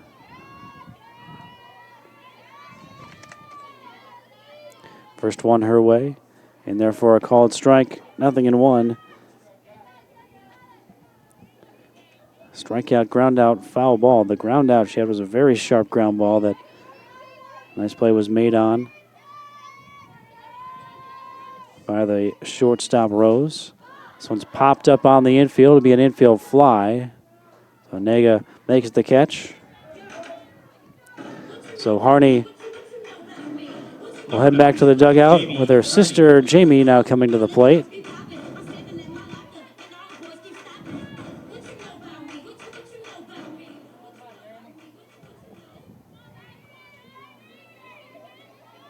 Johnson, Bucilli, and Welty from third to first for FMU on the base paths with one out, down 2-0 here in the bottom of the first, looking to answer the Barton runs.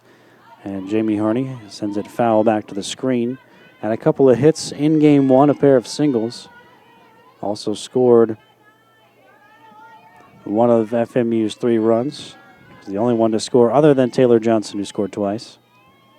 And Johnson is over at third here, looking to come home again. A little bit inside from Sierra Harp. Worked 5 innings and got a victory for Barton in her last outing at Limestone on Sunday. Gave up 4 runs and 9 hits with 2 walks and 3 strikeouts across 5 innings. It's her longest outing in a while in the circle for the Bulldogs. That one missed inside. It was a big win for them to salvage a split at Limestone in a conference doubleheader.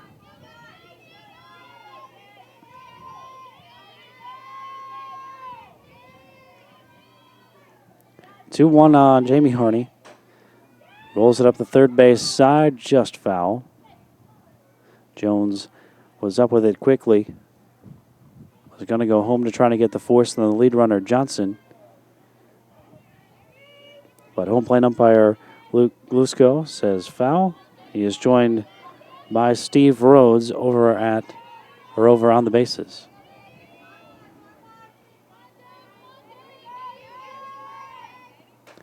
Two. Harney will spoil it. Next Patriot Sports Network broadcast comes your way tomorrow night, 6 o'clock, from just behind us, Cornell Field at Sparrow Stadium for Francis Marion against Lander. Peach Belt Conference Baseball, game 1 of 3. Friday at 6, Saturday at 2, Sunday at 1 for that 3-game set between the Patriots and the Bearcats. FMU tied for third in the Peach Belt standings on the baseball side. They've won 3 of their first 5 series in conference play as Harney takes one in tight that fills the count. Jamie Harney hitting .262 with 16 runs batted in. Scored 19 times. Only Angela Bucilli and Taylor Johnson have scored more often for FMU this year. Here comes the 3-2. She fights it off, getting a piece of it right at the plate.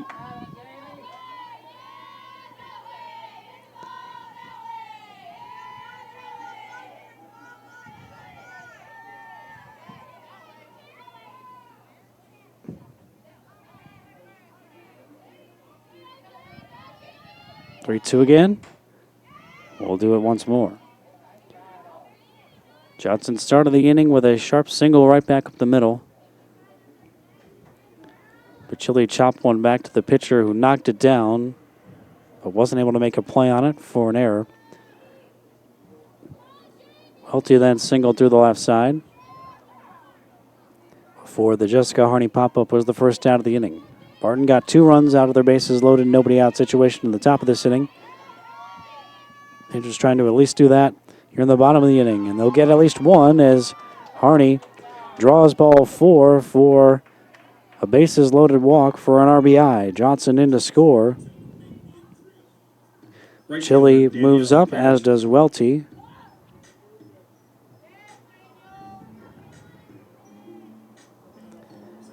RBI number 17 for Jamie Harney. It's now 2-1. Bucilli now the tying run to third here with a 1 out in the bottom of the first. And Danielle Carrickson, who's been swinging a hot bat over the last couple of days. 3 doubles in the last 2 days. Takes it a little bit low. She was 1 for 2 with a walk to go with that RBI double in game 1.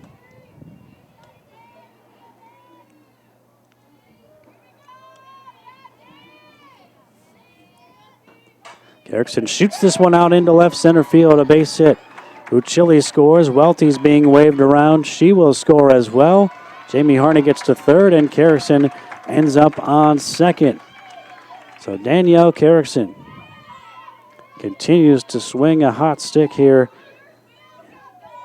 in the games this week.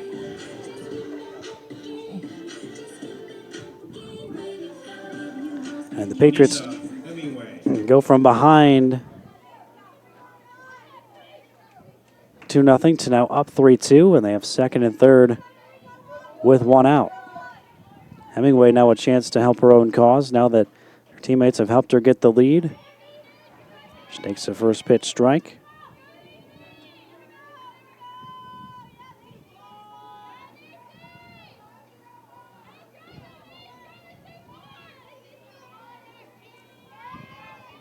Strike one pitch. Slow roller up the first base side. They're going to come home with it, and Jamie Harney is in there safely underneath the tag attempt of Knapp. And the fielder's choice leads to the fourth Patriot run of the inning. And there's still just one out, runners in the corners, as Carrickson advances.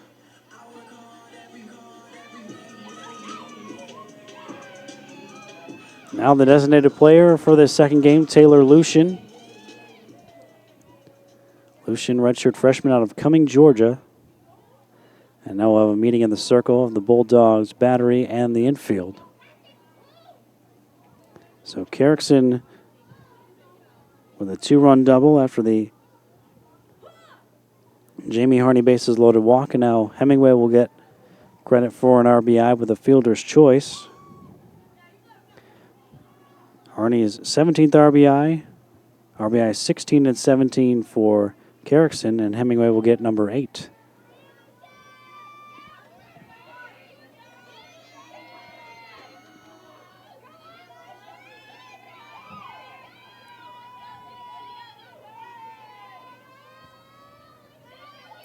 First pitch to Lucian. Round ball right back to the pitcher. They get the out at first. Now trying to come home is Carrickson, and the ball gets away from the catcher Knapp, and so Carrickson scores. Hemingway ends up all the way on third, so she moves up a couple of bases. A good base running there by the freshman.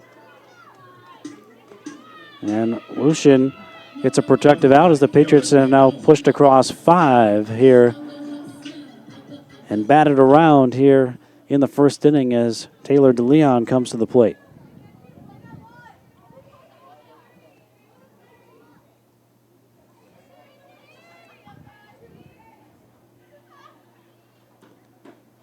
Leon takes one a little bit outside. So 5-2 Patriots here in the bottom of the first.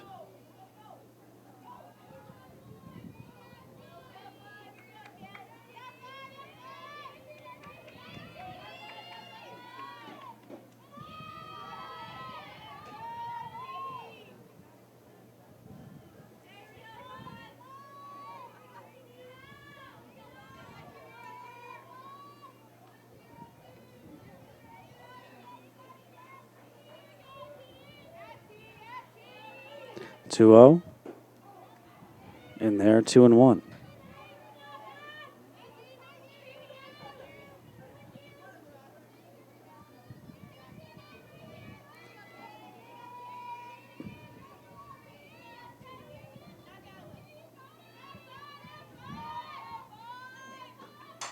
DeLeon lifts this one into left field, almost directly at Freeman, who hauls it in. And the inning is over, but the Patriots answer Barton's 2 with 5 of their own after 1. Francis Marion 5, Barton 2 on the Patriot Sports Network.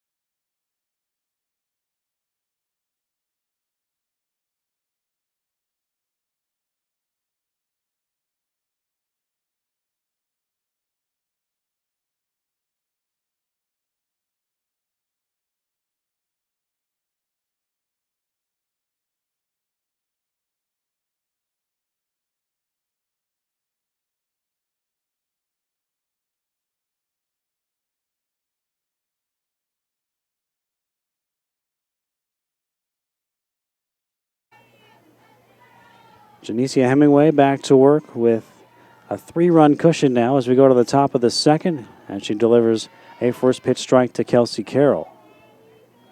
Patriots getting 5 runs, 2 of which were earned in that latter half of the first inning to answer the Barton runs. The team sending a total of 17 batters to the plate.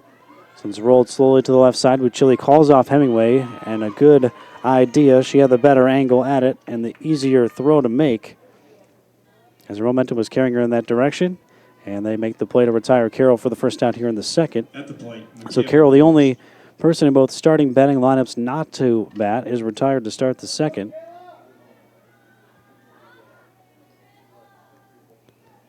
And it's back to the top of the order to Hannah Jones. Jones led off with an infield single her first time up.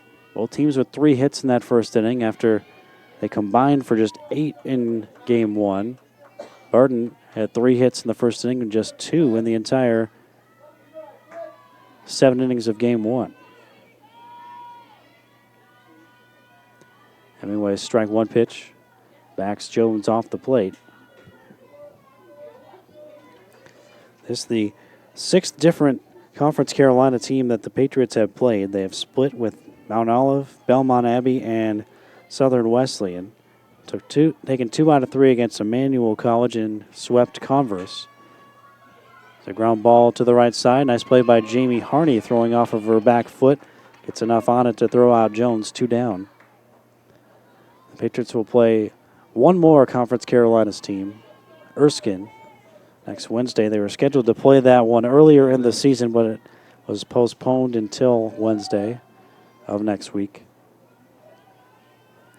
2 down for Rose as Hemingway looks to bounce back from giving up 2 first-inning runs to retiring the Bulldogs in order here in the second.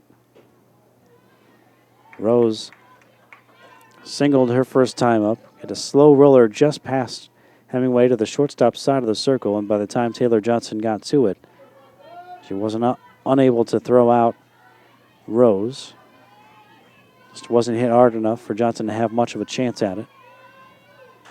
Bouncer right back to Hemingway. Gloves it, tosses to first, and Hemingway sets down Barton in order in the second. FMU leading 5-2. Looking for more as we go to the bottom of the second on the Patriot Sports Network.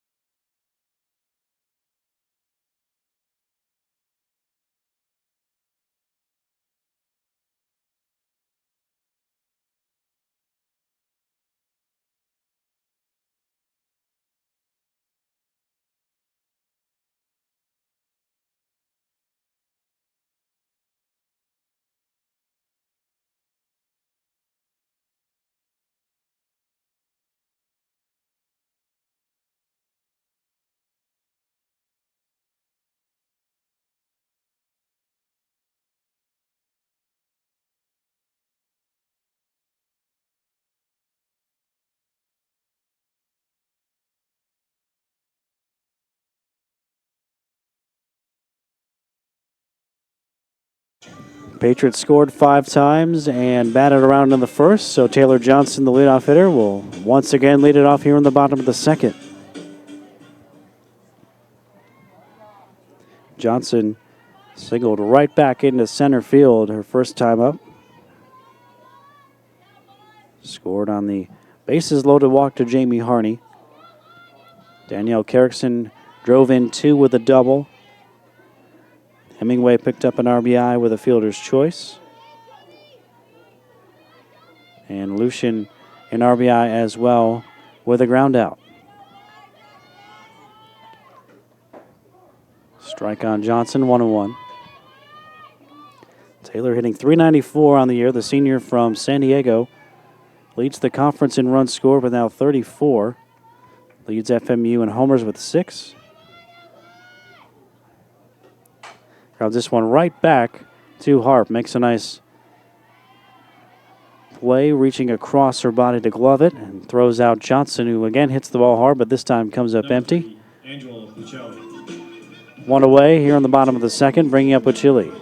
Chile bounced one back to the circle her first time up, but Harp could not field it cleanly. And the error allowed the Patriots to add on a couple of unearned runs in that inning. Of the 5 runs, just 2 of them ended up being earned as Buccelli flies this one into center, moving over a few steps to the right center field side of the base to make the catch is Ferguson. So Buccelli is quickly retired on 1 pitch for the second out. It's up to Welty. Stepping into plate, Chelsea Welty. Welty singled to the left side and scored back in that opening frame.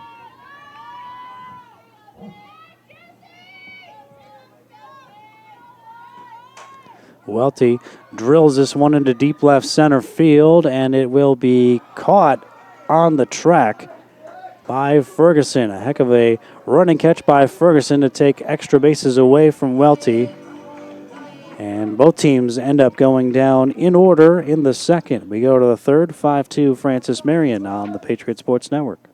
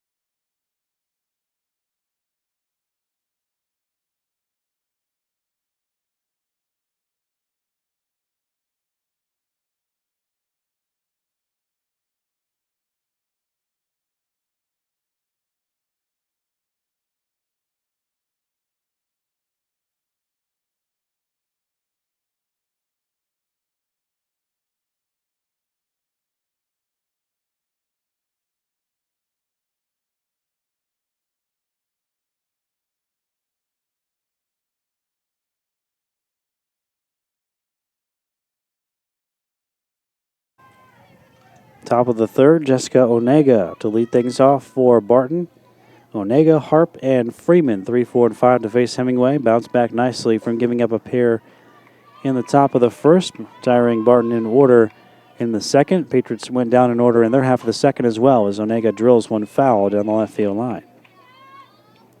Francis Marion University Athletics would like to thank the following sponsors: Adidas, Circle Park Behavioral Health Services, Domino's, McLeod Regional Medical Center, Carolina's Hospital System, Ken Jackson and Remax Professionals, Pepsi, McDonald's, Rains Hospitality, including Fairfield Inn, Spring Hill Suites, and Courtyard by Marriott, Mike Rickenbach, Ford Lincoln Mercury, South Carolina Education Lottery, King Cadillac Buick GMC, McLeod Sports Medicine, the Counseling Center of Florence, Chick-fil-A, State Farm and Agent Jim Stewart, Quincy Steakhouse, Little Caesars, La Quinta Inn and Suites, KFC, Arby's, Julia Bell's Restaurant, PD Electric Cooperative, Sparrow and Kennedy Tractor Supply, Western Sizzlin Steakhouse, State Credit Union, and Zaxby's. 1-2, now Hemingway ahead as she gets the called strike on Onega. Walked her first trip. Couple of walks for Hemingway in that first inning. And 3 hits allowed. Here's her 1-2 offering. Slow off-speed pitch. Then Onega decided against going after, and wisely so. 2-2.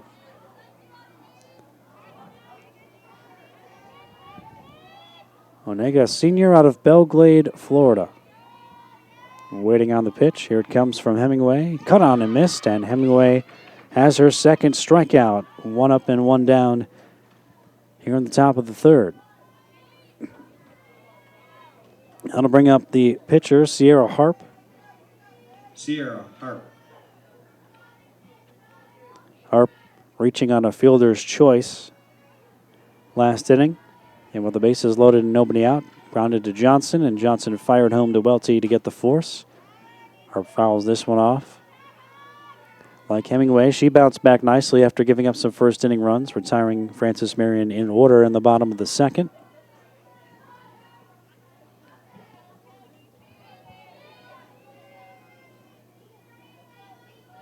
Patriots looking for their first doubleheader sweep since March 3rd here at home against Tusculum. A little bit inside. They had a chance to sweep Catawba on March 8th. They won the first game 4-2 and then were leading through 3 innings of the second game before rain came and wiped that game out. Ground ball out to Johnson at short. That one took a bad hop up on Johnson, and it'll be safe at first for Onega. Johnson's a little shaken up after that one. First error for Francis Marion today, and now concern for the senior shortstop. A couple of her teammates come over. Coach Valley and the trainer, Zakia Overton, started to come out, and neither one of them even got to the foul line before they were waved back to the dugout.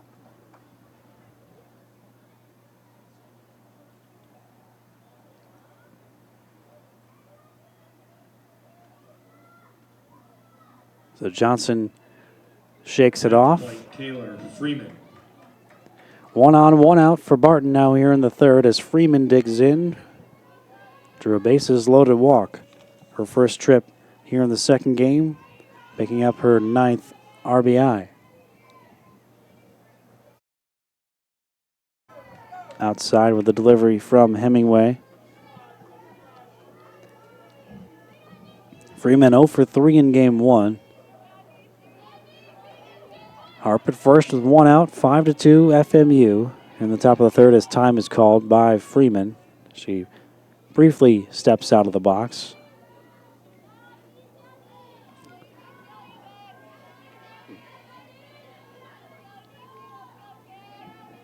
One 0. Outside.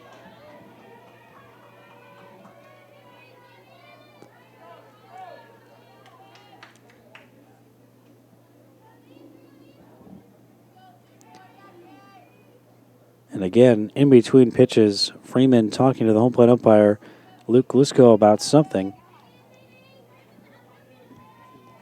Don't believe it's the count, because there's only been 2 pitches, and they're both definitely seem to be out of the zone. So ground ball over to third. Bucilli goes to Jamie Harney at second for 1. There will be no relay throw, so the Patriots cut down the lead runner Harp at second. 5-4 fielder's choice. And now it is Freeman on the base paths for the Bulldogs there with 2 down. At the plate, Gracie Rogers. And it is Grayson Rogers coming up now for Barton. FMU looking to improve to 23-6 all time against Barton. Or 22-6 after that opening win. First game of the doubleheader, that is. Ball 1 to Rogers. Rogers struck out looking her first time up in this game. One of 2 strikeout victims so far for Hemingway through 2 2/3 innings. Hemingway deals. A slow tapper, third base side of the circle. Hemingway's got it, fires a strike on to Jessica Harney at first. And Hemingway is able to work around the error to post her second consecutive 0. 5-2 Francis Marion after 2.5 on the Patriot Sports Network.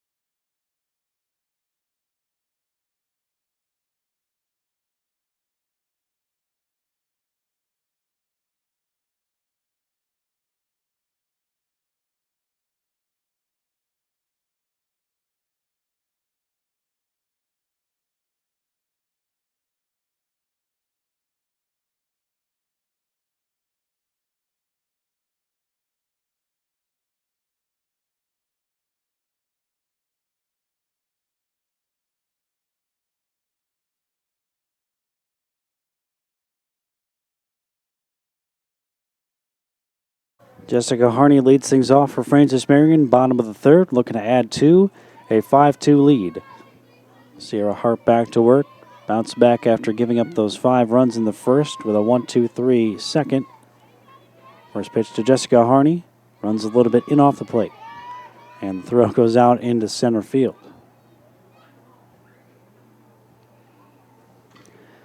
Jessica Harney popped up her first time up here in this game, so 0 for 1. She's 0 for 4 for the day after going 0 for 3 in the first game of this twin bill. Both teams with 3 hits and an error, but FMU has taken better advantage, leading at 5-2 in the run column. There's a strike. Harney's been stuck on 5 home runs for a while. The Patriots as a team hadn't hit one in 10 games before Johnson's home run in game 1. Downstairs on Harney, 2 balls and a strike.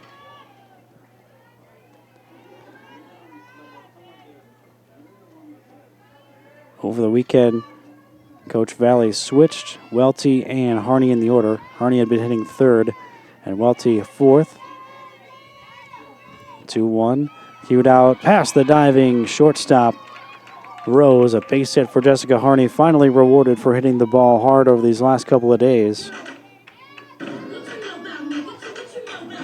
I hit the ball hard at least 3 times over the last 2 days, but right at various infielders for Belmont Abbey yesterday and Barton today.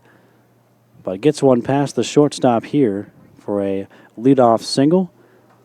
And head coach Junior Bailey is out to have a chat with his whole infield here before Jamie Harney comes to the plate. One other Peach Belt Conference doubleheader today. It features Patriots opponent from yesterday, Belmont Abbey and USC Aiken, and it is already over. The 2 teams split. Aiken winning the first game 10-3, and Belmont Abbey, just as they did yesterday here in Florence, bounced back to win game 2, 4-1 the final of that one. So meeting is over. Jessica Harney over at first after her leadoff single. Jamie Harney now at the plate and takes one low. Jamie reached on a bases-loaded walk to pick up an RBI back in the first. Her 17th run batted in, although she didn't have to lift the bat to do it. As having the count here 2-0. That is the lone walk so far for Harp. 4 hits allowed now to FMU.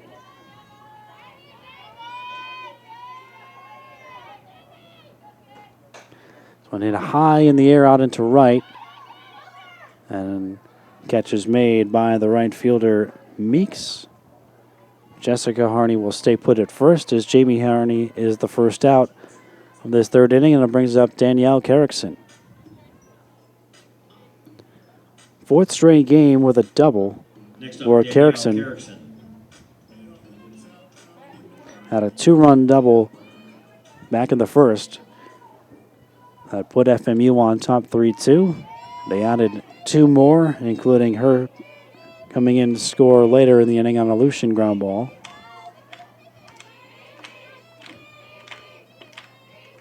Delayed strike call there by Luke Glasgow. Glusco.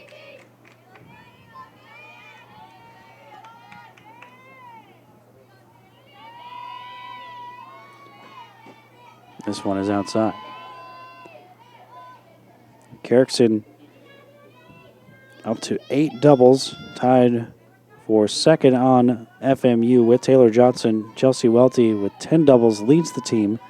Is also tied for the Peach Belt lead in 2 baggers. FMU as a team has the most doubles in the conference, as that one's fouled away by Carrickson. Got 50 doubles on the year. FMU averaging 5.7 runs a game, 298 team average, 165 runs at the start of play today as Carrickson gets this one out into left center field. Nice running catch there made by Barton center fielder Ashley Ferguson to take a potential hit away from Carrickson. Instead, she is the second out and brings up the freshman pitcher, Nisi Hemingway. Janicia Hemingway. Hemingway, RBI on a fielder's choice her first time up. Looking for a 2-out hit to help pad the FMU lead. Jessica Harney leading from first. Hemingway takes a strike.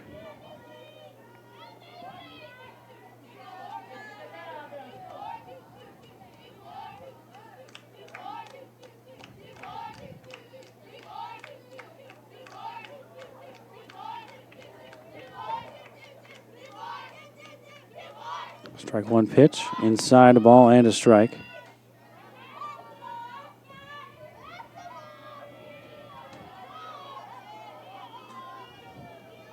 Hemingway coming into the game, hitting .343. 3 home runs. He's now driven in 8 after that first inning RBI. Takes a little wide. 2 balls and a strike.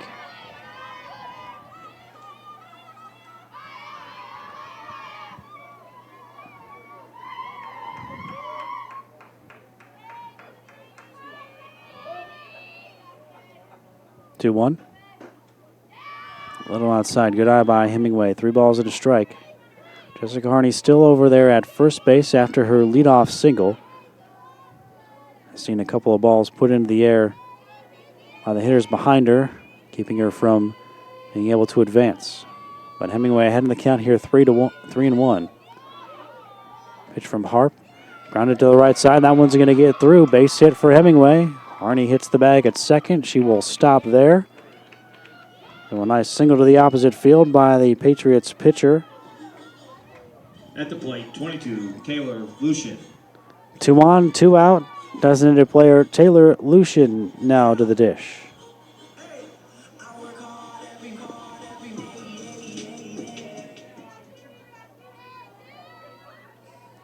Five hits now in the second game for FMU, 1 shy of the mark they've recorded in game 1. Lucian takes a strike. That 6-hit effort for FMU snapped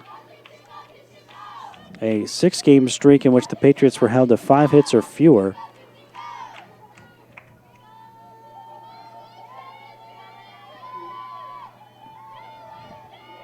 Strike one pitch to Lucian is low. Lucian coming into the game hitting .267. Got her 6th RBI with that first inning RBI ground out. 9th game played, 8th game started for Lucian. Grounds this one back up the middle, under the glove of the diving second baseman Carroll for a base hit. Play at the plate, safe is Jessica Harney. Lucian's 2nd RBI of the game makes it 6-2 Patriots. Center fielder. 3 singles in the inning have equaled another FMU run as Taylor DeLeon will come to the plate. So 2nd RBI of the game and 7th of the season for Lucian. And 2 on with 2 out for DeLeon, who flew out to left her first time up. Trying to keep it going and takes it outside.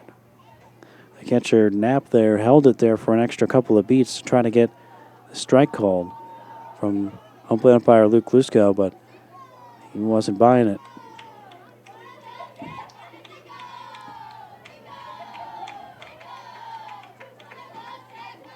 Leon has to lean back out of the way as that one seemed destined to hit her in the shoulder. Turned out of the way at the last moment. Hemingway out at second. Lucian at first. Each of them with singles in the inning. Harney, Jessica Harney that is. A single in the inning as well. She's already coming to score. FMU's 6th run to up the margin to 4. Leon slow roller up the right side. She's got good speed and is not going to quite beat this one out though, as it's flipped to first by Carroll to end the inning. But FMU does add another, and they have a lead of 4, 6-2 through 3 on the Patriot Sports Network.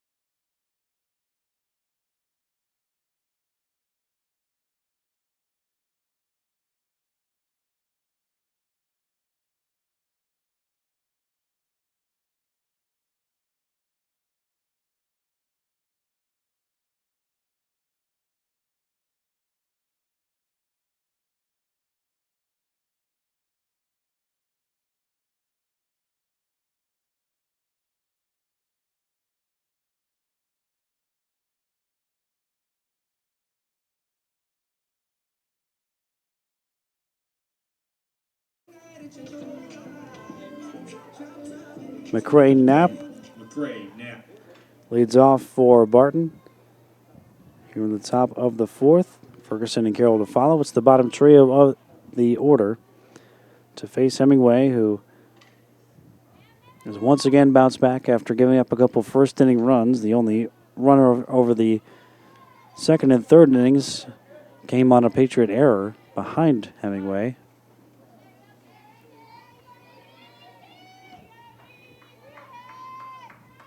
First pitch of the fourth. Downstairs on Knapp. Singled back up the middle. Back in the Barton two-run first. Her 12th RBI of the season. Came in hitting just 178, but near the top of Conference Carolinas in walks drawn. So her on-base percentage still well over 300 despite the low batting average. Hemingway falls behind quickly here. 2 balls and no strikes. Walks haven't really been a huge problem today for FMU, despite facing the team in Conference Carolinas who's walked 32 times more than the second most in the conference.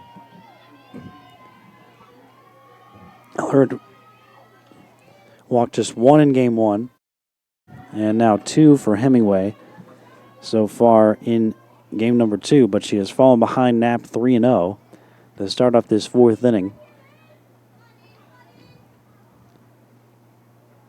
Both Jessica and Jamie Harney, the right-sided infielders for FMU, coming over to talk to the freshman. Patriots infield, all seniors. At third, short, second, first, and even behind the plate with Chelsea Welty.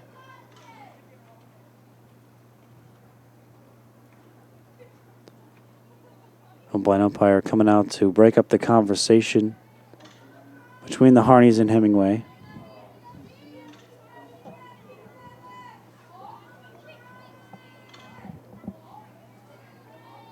Three to the count on Knapp.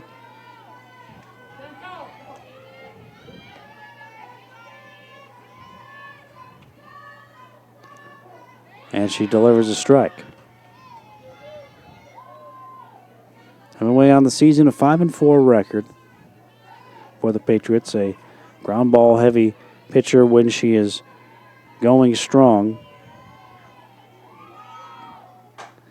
And gets one right on cue. A roller to Jamie Harney. Easy player retire Knapp for the first out here in the top of the 4th. All of her outs have either been ground outs or strikeouts so far in this contest. At the plate, Ashley Ferguson. Now Ashley Ferguson, the center fielder, freshman from Wake Forest, North Carolina, at the plate for the Bulldogs.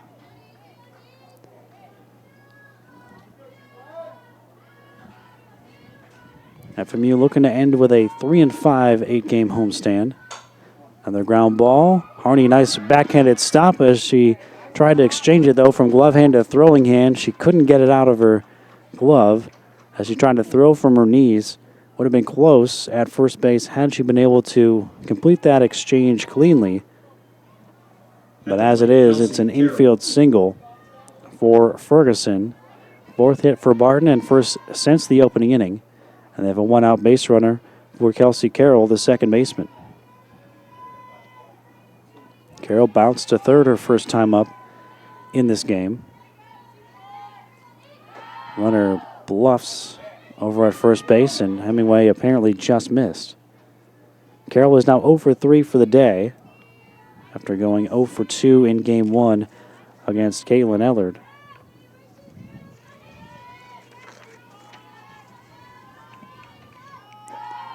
There's a strike on the outside part of the plate.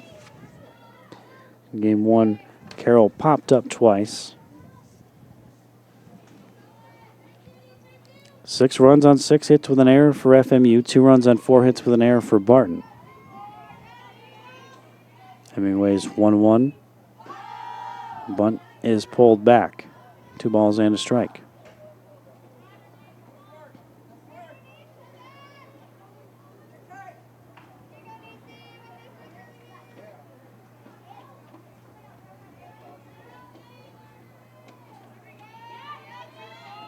Hemingway deals.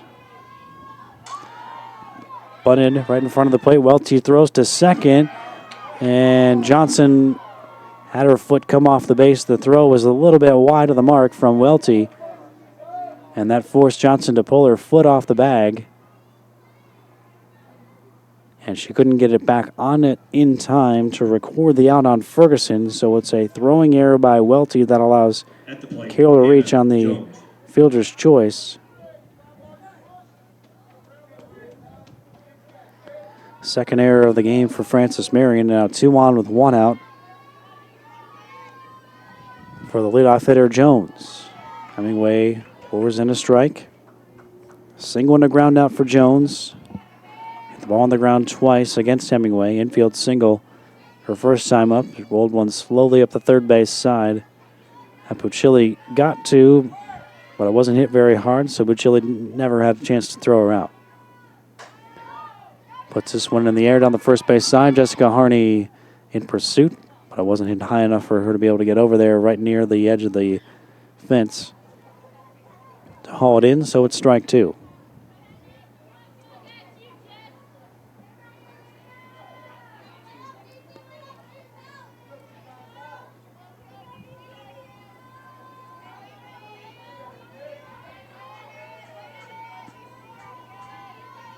Strike 2 pitch. Just gets a piece of it, does Jones, fighting it off at the plate. Mentioned earlier how many different Conference Carolinas teams the Patriots have played. But Barton has not returned the favor. They have only Francis Marion on their schedule in terms of other Peach Belt Conference teams. Playing a lot of their non-conference slate. As Jones strikes out, Hemingway's third strikeout against the SAC and the CIA. So 2 down in the inning now as Rose will come to the plate. In terms of common opponents so far this season, both teams have swept a doubleheader from Converse. Both teams have lost twice to Wingate. FMU 1-0 against Chowan, while Barton split with the Hawks. This one's lined and caught by Jamie Harney for round number 3. So a hit and an error, but 2 left for Barton, as Hemingway has now posted 3 straight zeros since that opening inning in which she allowed 2. 6-2 Francis Marion through 3.5 on the Patriot Sports Network.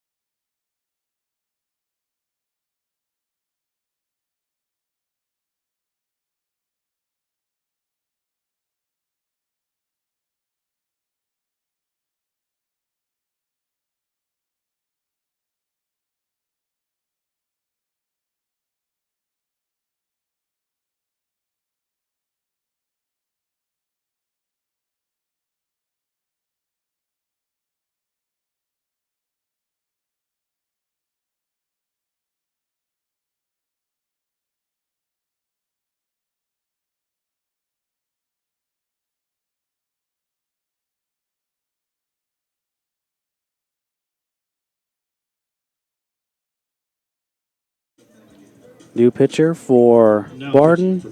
Ashton Pegram. As we go to the bottom of the 4th inning, 5'4" sophomore right-hander Ashton Pegram from Greensboro, North Carolina. So she will take over for Sierra Harp in the circle. Harp goes The first 3 innings allowed 6 runs, 3 of which were earned on 6 hits, walked 1, did not strike out a batter. Pigram in the circle this season, 7 appearances, an 0-1 record, 7.18 ERA across her 12 2/3 innings. At the plate, Taylor Johnson. Allowed 19 hits and 15 runs, 13 of which have been earned, 8 walks to 7 strikeouts, opponents hitting .380. And for the third time in 4 innings for Francis Marion, they start the inning with the leadoff hitter at the plate, Taylor Johnson.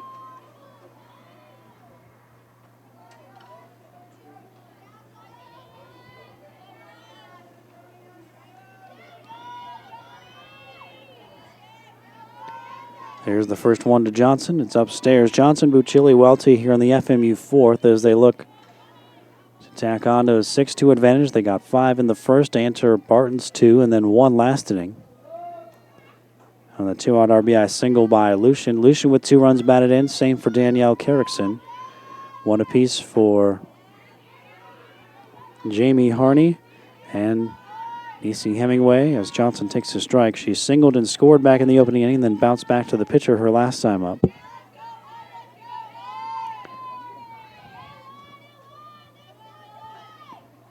That one bounces in the dirt in front of home plate. Last appearance for Pigram, she pitched in both games of a doubleheader at Elizabeth City State back on March 13th.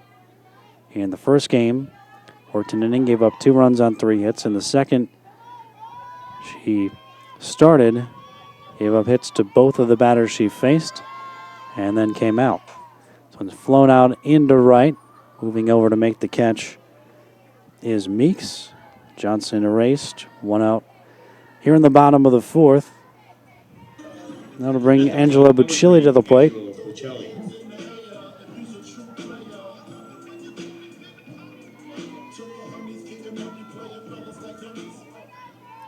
Buccilli reached on an error and scored back in the opening inning and then flew out to right center her last trip. So 0 for 2 in the game, 0 for 3 for the day. Did draw a walk and also get down to sacrifice last game.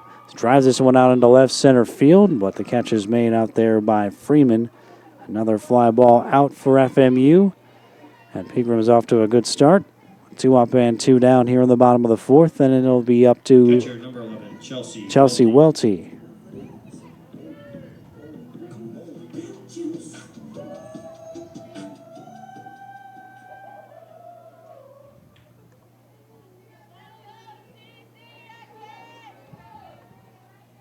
Welty so far in this game, 1 for 2, singled and scored back in the opening inning, then flew out the warning track in left center her last time up. Takes this one low.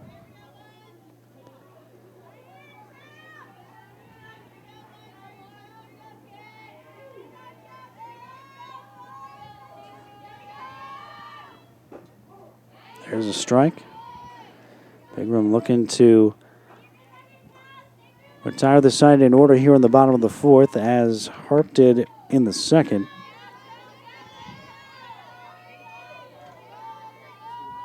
One outside part of the plate, 1 and 2. Welty couldn't believe the call. Stepped out of the box with her arms out to her side, looking at Coach Valley for some reassurance. She drills this one into left field, but that one will be caught as well by Freeman. And with 3 fly ball outs, the Patriots go quickly and quietly in the bottom of the 4th. We go to the 5th, 6-2, Francis Marion on the Patriot Sports Network.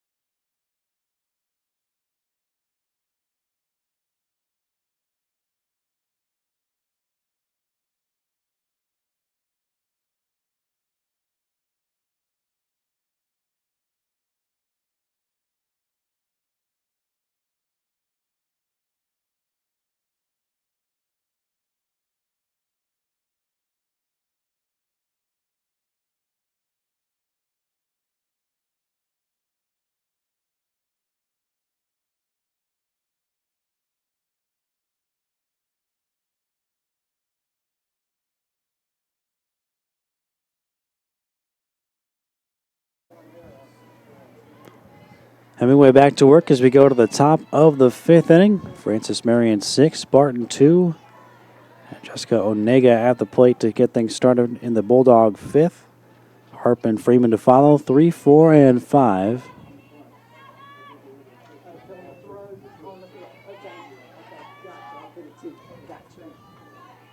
1-0. Hopped off the plate, up the third base side. Buchili waits for the nice big hop, fires a strike over to Jessica Harney to retire Jessica Onega. And yet another ground ball out recorded by Hemingway to retire the first batter here in the 5th.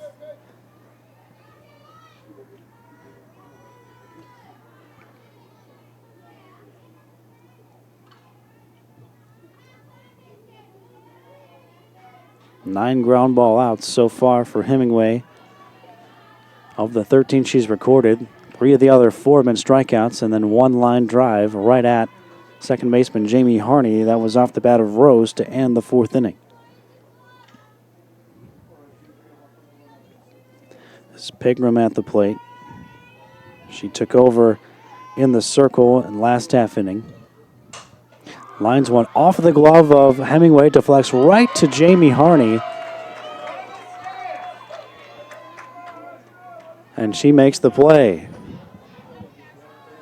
That one was ticketed for center field until Hemingway deflected it in perfect position to Jamie Harney. And Pigram will get denied what looked like a surefire base hit. Instead, she's the second out. 2 down. And now Freeman takes the first pitch strike. Hemingway looking to get right back into the dugout with her second 1-2-3 inning of the evening. Went to her off-speed pitch and left it up out of the zone. Freeman not interested. Freeman has been on in both of her at-bats in this game. She walked with the bases loaded to bring in a run in the first, and then reached on a fielder's choice her last time up. 1-1. Little outside.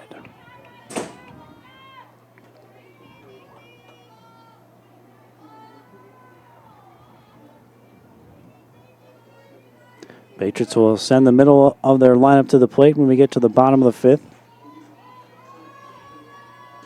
That one skips in there. A nice catch on the bounce by Welty. 3 balls and a strike on Freeman. Rogers, the designated player, scheduled to hit next, but there's another pinch hitter waiting on deck now for Barton, it appears.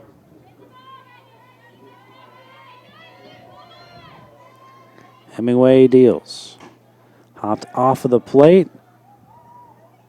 and I think it hit the batter Freeman while she was still in the box, so that makes it a dead ball and a foul ball. Full count now on the sophomore Freeman, 5'7", out of Stern, North Carolina. Righty on righty here. Game into the day, hitting .327. And flies this one out into center. Taylor Julian back a couple of steps, makes the play with relative ease. Second 1-2-3 inning of the evening for Hemingway. Patriots up 6-2, middle of the 5th on the Patriot Sports Network.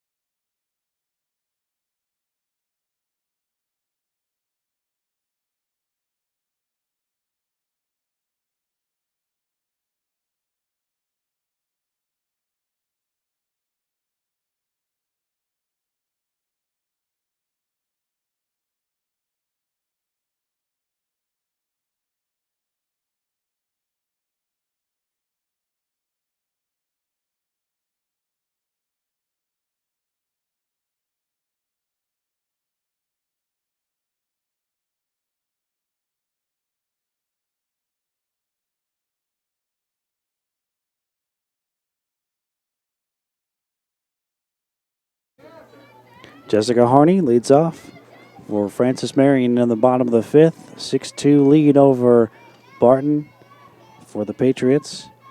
Sharp single and a run scored for Harney her last time up, as FMU added a run in the third after scoring 5 in the first.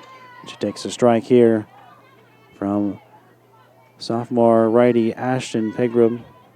Out for a second inning of work, got 3 fly balls to get FMU in order in the bottom of the fourth inning. Hemingway answered with a 1-2-3 inning of her own in the top of this fifth. Harney flies this one into right field and deep, going back and toward the line, and making a basket catch is Meeks just in front of the track. Looked like that one was likely going to go foul, but it stayed fair. And Meeks got to it for out number 1. So 4 batters and 4 fly ball outs for Pegram. And now Jamie Harney, with the bases clean and 1 out, walked and scored and drove in a run with that bases loaded walk in the first before flying out last time. 0 for 1 officially in this game. Takes ball 1.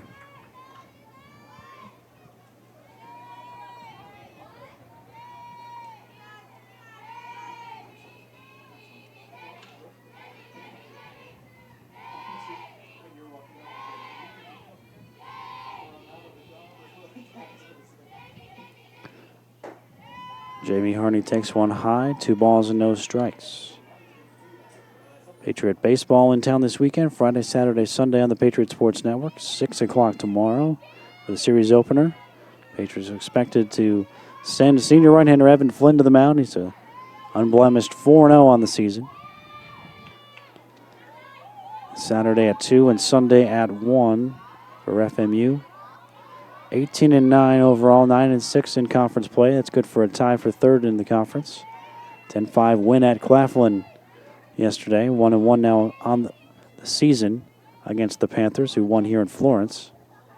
And Jamie Harney takes one low. Second time that she has walked in the game. As the first Up next, Danielle. base runner against Pegram. Now Danielle Carrickson. 2-run double back in the opening inning, also scored a run. So she has now doubled in 4 consecutive games. 1 in each game yesterday. And lifts this one out into right center field, just over the glove of a reaching Kelsey Carroll. Base hit for Carrickson. Jamie Harney goes to second. Number 24, Janicia Hemingway. Make it 3 straight games. Carrickson's 2 doubles yesterday both actually came in the second game. But she has another multi-hit game now in this one. 7 overall hits for Francis Marion.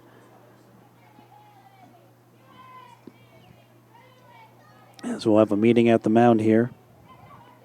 2 on and 1 out, with Hemingway coming to the plate, looking once again to help her own cause. Fielder's choice and an RBI back in the opening inning, and then a solid single the opposite field in her last trip.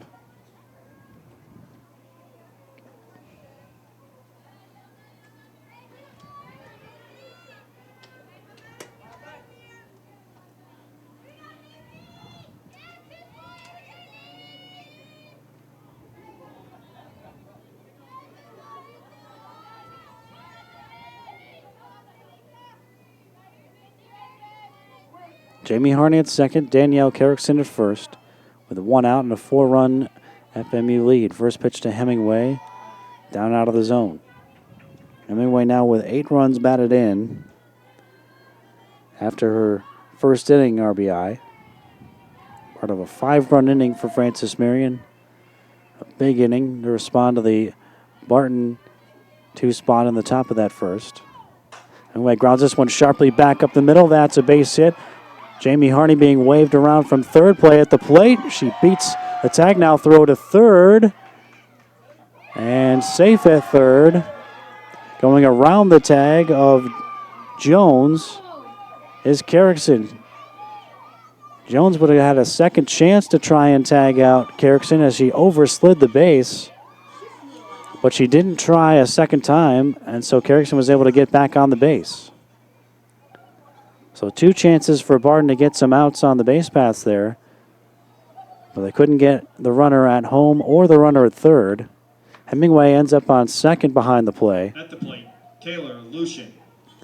So Jamie Harney scores for the second time. It's a second RBI for Hemingway in this game.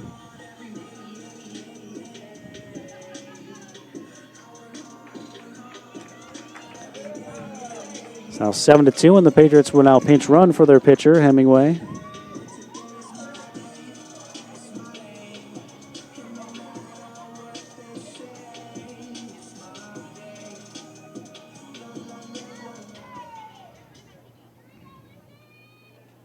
Pitch running, Liberty Schultz. Liberty Schultz, a freshman out of Atlanta, will run for Hemingway out at second. Carrickson's at third. 7-2 FMU, 1 out for Taylor Lucian. Infield comes in partially for Barton at both corners and up the middle.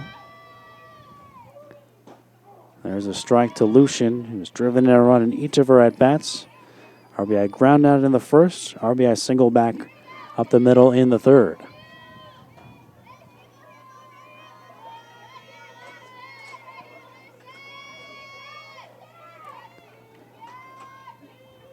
Now the strike one pitch to Lucian. Similar spot, but it was just a little bit lower. 1-1. Lucian now with 7 RBIs for the season. She's got a couple of ducks on the pond here. Danielle Carrickson at third. Liberty Schultz, the pinch runner, at second. FMU trying to put this one away here in the bottom of the 5th. Just missed. Again, 2-1. Good eye there by the redshirt freshman Lucian.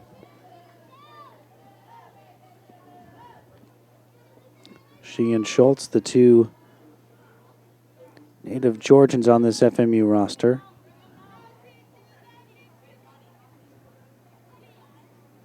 Junior Bailey, the head coach for Barton, frustrated out of those last couple of plays out in the field where the Patriots were close to having runners thrown out but weren't, and now arguing a little bit, I believe, about the strike zone of Luke Lusko. I believe that will officially be a warning on the Bulldogs coach.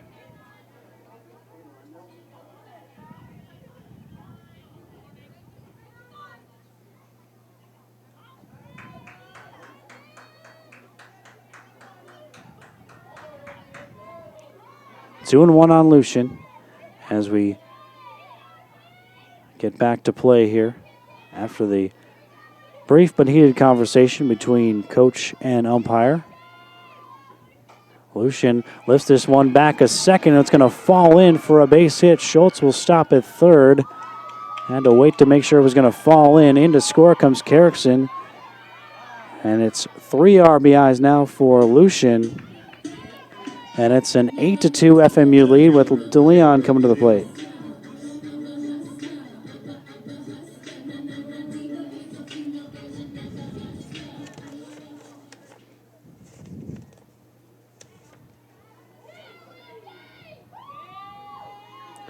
Lucian, career high 3 runs batted in. And now she will have Lindsay Burdett come over and run for her.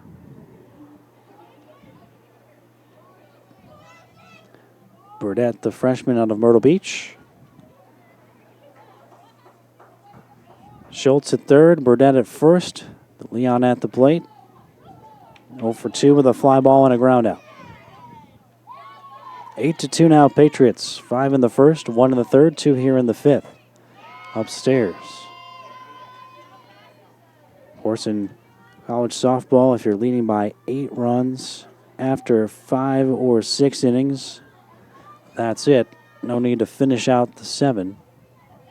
So the Patriots, 2 more runs in this inning, can end it and complete the sweep. Runner is halfway between first and second, And now Schultz is coming to the plate. Did she get around the tag? She did.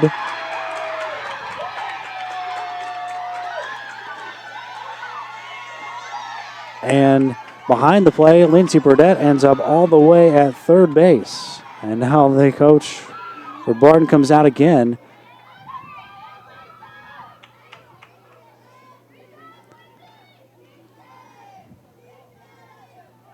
The Patriots had Burdett start to go trying to induce a throw to second. And then Burdett stopped about halfway between first and second. When they did finally throw and try to run her down and tag her out, Carroll was chasing after Burdett, then realized that Schultz was breaking for the plate, threw home, and Schultz somehow did some gymnastic moves to avoid the tag. And while Barton was stunned, Burdett, who had gone to second once they threw home, took advantage of the situation and ended up all the way on third. So Burdett steals second, Schultz steals home, and then Burdett goes to third on the throw to the plate.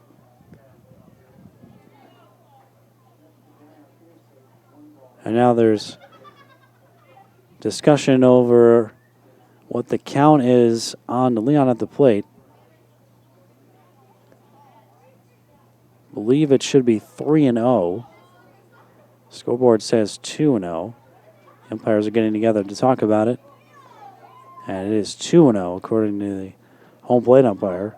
So apparently there was an extra pitch in there that we came up with.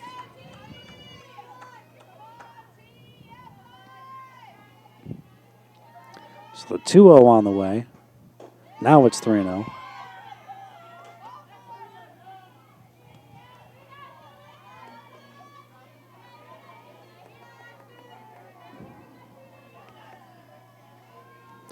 Leon 0 for 2 in this game. And 1 for 2 in game 1. So 1 for 4 for the day.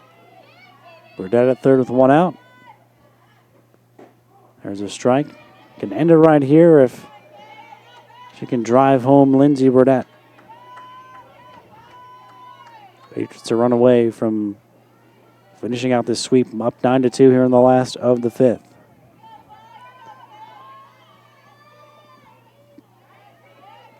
Here it comes. Leon thought it was all 4. Instead, it's strike 2.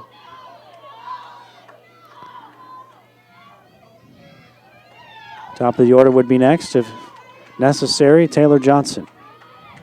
Waiting on deck.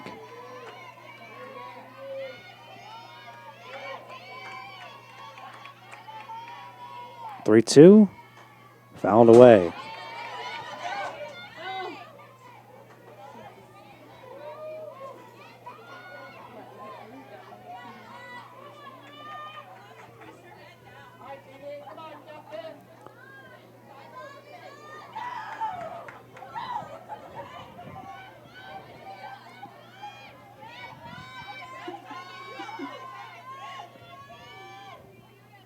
Three-two to Leon. A delayed strike 3 call on the outside part of the plate. Pingram gets her first strikeout. It's a second out of the inning.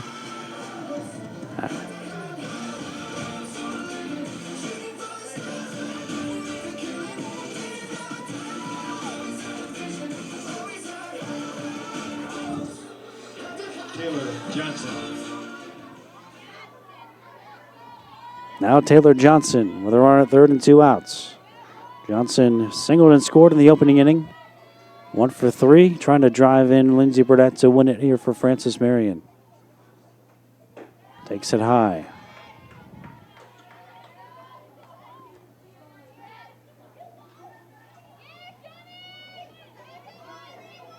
Johnson homered in game 1. Patriots' first home run in their last 10 games. Her 6th of the year to lead the club. Another one up and out of the zone.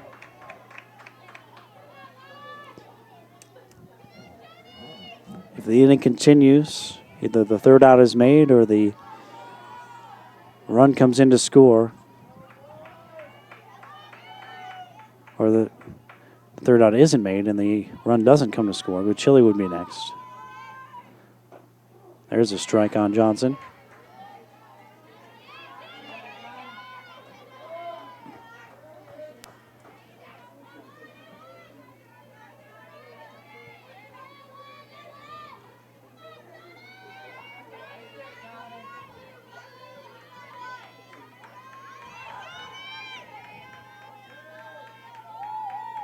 Two-one to Johnson. Up and out of the zone again, 3 balls and a strike. Johnson, the all-time leader in walks at Francis Marion, walked once in the first game, a couple times yesterday. I believe her total sits at 77 career walks drawn.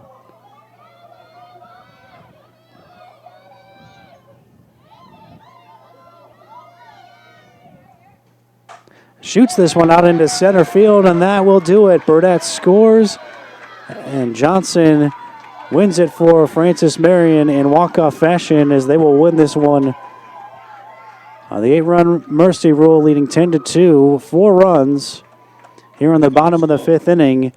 And so the Patriots sweep the Barton Bulldogs, 3-0 win in Game 1 and 10-2 win here in Game 2. So the Patriots improve to 20-11, while Barton falls to 13-16. Winning pitcher is Nisi Hemingway. Hemingway, the freshman out of Conway, 5 innings, 4 hits, 2 runs. Both of them earned 2 walks with 3 strikeouts to improve to 6-4, while the losing pitcher is Sierra Harp. She went 3 innings, gave up 6 runs, 3 of which were earned on 6 hits, 1 walk, no strikeouts. She slips to 4-2. The Patriots scoring 10 runs on 10 hits with 2 errors, 2 runs on 4 hits with an error for Barton. Patriots got 5 in the first. Bases loaded walk to Jamie Harney. 2-run double by Danielle Carrickson, and then RBI grounders from Hemingway and Lucian. Lucian then an RBI single in the Patriot third, and then 4 runs in the 5th for Francis Marion to win it. RBI single by Hemingway, RBI single by Lucian. Liberty Schultz stole home, and then a walk-off RBI single by Taylor Johnson. So the Patriots end up going 3-5 in their 8-game homestand and win 3 out of 4 in these 2 non-conference midweek doubleheaders. Next game will be Tuesday, the 26th of March, as they visit USC Aiken for a non-conference doubleheader, first of 8 straight on the road for FMU. Their next home game, Saturday, April 6th, the doubleheader of the Peach Belt Conference variety as Flagler comes to Florence. Next Patriot Sports Network broadcast tomorrow night. We're over at Cornwall Field at Sparrow Stadium for first game of a 3-game PBC series between FMU and Lander. Join us all weekend for that series, Friday at 6, Saturday at 2, and Sunday at 1 here on the Patriot Sports Network.